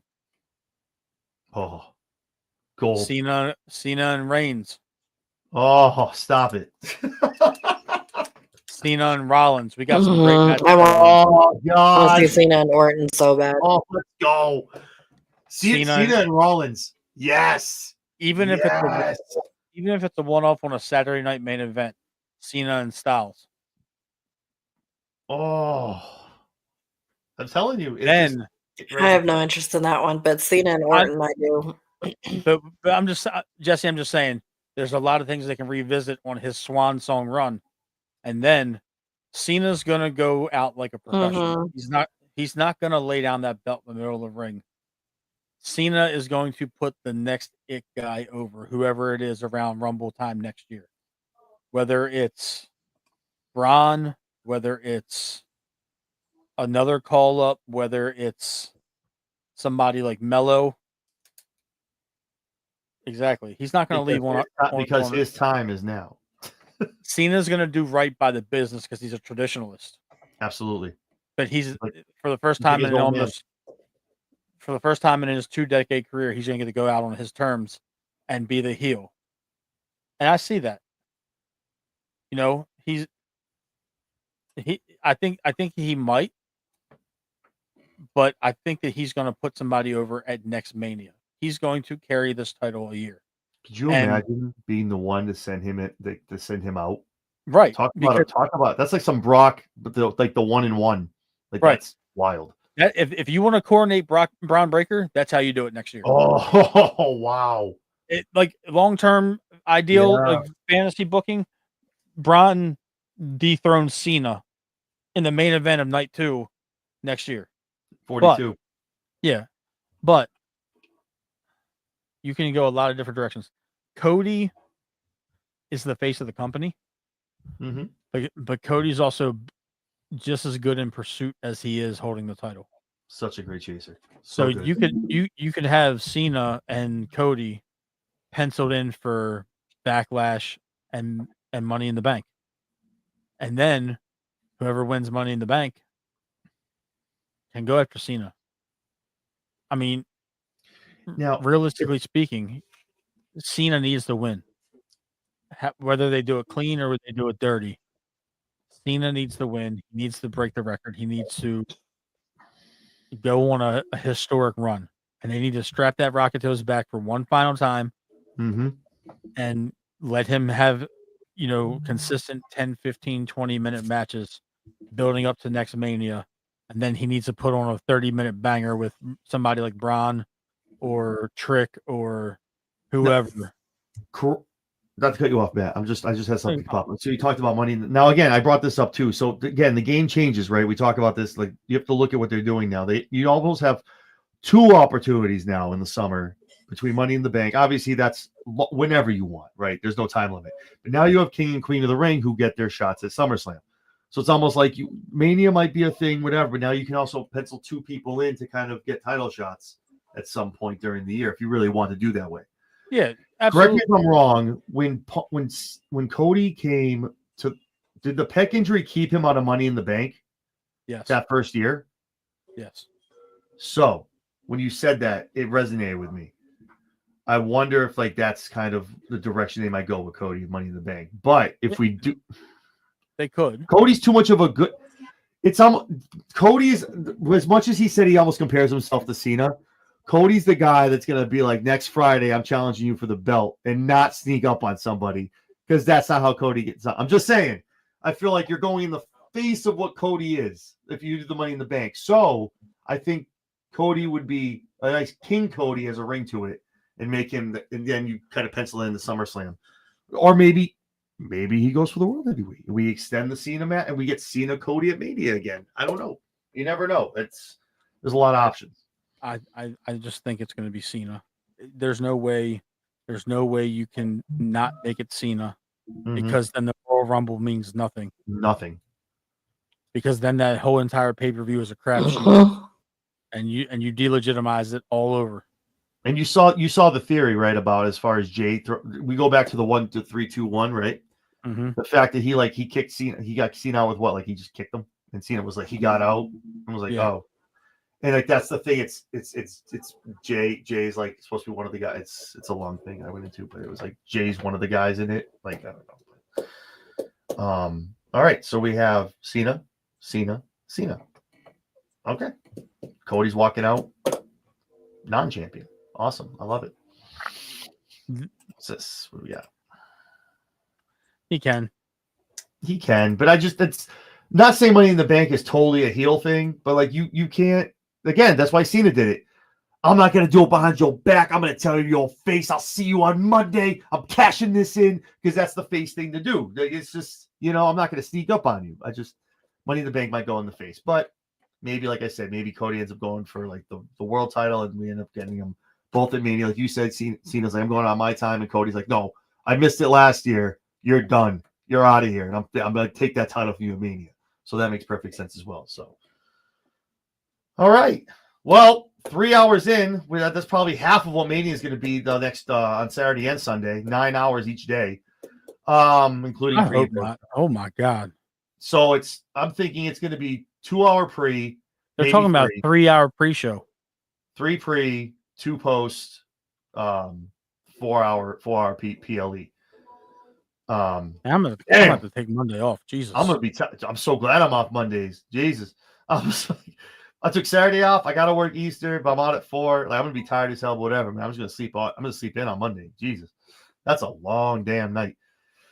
And Netflix, and I'm telling you that Monday after Raw. I mean, on the Monday after Mania on that Raw, that's gonna be the 3 hours. I'm telling you, that's when they're gonna jack it up, and they're gonna be like, we're gonna go. They're gonna promote it too. First time ever, Raw is gonna be like, there's no time. Like they're just gonna run. They're just gonna go, and that's gonna be wild shit. It's gonna be crazy. I will. Thank you. See, Mike knows. He watches the show. He knows the product. We're gonna drink our Zoas. And we're gonna power through. We're gonna power through. So listen, shout out first of all to Dwayne Gillberg showing up. I know he had some stuff going on schedule wise, so thank you for showing up. And thank you to the two of you for talking about this for almost 3 hours. But again, Mania is a huge deal. Big time of year and a lot of stuff going on for the next 6 to 12 months. So I'm pumped. With that being said, everyone knows who Jesse is. Matt, for those that don't know who you are, where can everyone find you and what's on what social platforms? Everybody can find me on X at mtrigwbp. I'm on Facebook. Just type in my name. It's a picture of me and my daughter, so I'm not too hard to find. Over on Instagram, mtrig89. You can find me on YouTube on the Pigtown Sports Network talking Orioles baseball on Foul Ball Talk with Tim Malarkey, my boy Tim, and then Daniel Wilcox and I are launching our YouTube channel, We Bleed Purple podcast for the Baltimore Ravens this coming week. So Get it's it, launch baby. week. And we have some very special guests coming up, so stay tuned for that. I want to thank you guys for having me on. Jesse, you've been a great sport. I know I was a little long-winded in some of my answers, and I truly apologize. But yes, It's all good, thank baby. you. Thank you We're guys past for it. having me on. And for those of you that don't know, always take your Blue Chew. Matt, it's an inside joke from other Hey. shows. We're trying to get sponsorships. Look, God, Jesus, Mike. hustle how you can, man. Get it That's how you it, can. baby. Awesome, man. Hey, it's always a pleasure, man. You know, all times of year you're on, but especially when meeting season comes around. Especially once the Royal Rumble hits, you and me, I'm like, when are we getting you on? I love Yeah, that. we're You locked. have a We're great locked mind in. for it. Great takes. I love it, man. Awesome. The usual cohort up here, Jesse B, Princess Skywalker, who's usually always doing a show with me or vice versa. Where can people who are tuning in find you on social? You can find me at Jess Skywalker 10 on X, or on Wednesday nights. You can find me with you on the Lowdown, on Monday nights with the Rundown. Yeah, I'm all over the place. You go follow my TikTok. I don't know what the handle is. It's somewhere on my X page. Yeah. All that stuff. I'm so fucking tired at this fucking point. I'm so fucking tired at this point. Follow me if you can find me. Just Follow me, but I don't know where. Oh, I know we're all tired. I know it's all I'm good. tired. Man. I've Listen, been moving for 2 days. I know. Yeah, I worked all day. I know. Matt's off on the weekends, but I know he works a hell of a shit. With 5 a.m., you're at work for 5 a.m., right? I'll be at work 5 a.m. tomorrow morning. I'm like 5:30 a.m. to 7 p.m. like Monday through Friday. It's a lot. God bless, man. That's Mhm. so those of you that don't, if you're watching me, if you see me from Jesse's, if you see me from Matt's, I'm John Anthony. I run ChairShot Media Group, ChairShot Sports. You can find us on X, TikTok, Facebook, Instagram, all of it. We're doing stuff on Mondays after Raw, Fridays after SmackDown. We're doing stuff with Jesse B on Wednesday nights after AEW, prediction shows, interviews, you name it. The best way to catch all of it is to ring the bell, like, follow us, subscribe, give us all the love. I appreciate you guys taking whoever's been here for the past 3 hours. Thank you so much for giving us your time. I'm sure some of these takes might be a little silly, but Yeah, Mike. What is this? No, I was just saying, yeah, Mike, because Mike's been in the show with us. Oh, okay. Sorry. Exactly. Mike says it all. Do the thing, guys. Like, comment, subscribe, ring the bell, and follow everybody here that you see here on here. Also, make sure you go follow Dwayne Gill. It's at Dwayne Gill, formerly known or still known as Gillberg. And looking forward, not to talk about too much, Tuesday night, quite possibly, just as you know about this, tomorrow night we may have another WrestleMania rundown with a special guest or two, and then Tuesday night as well. You can join us.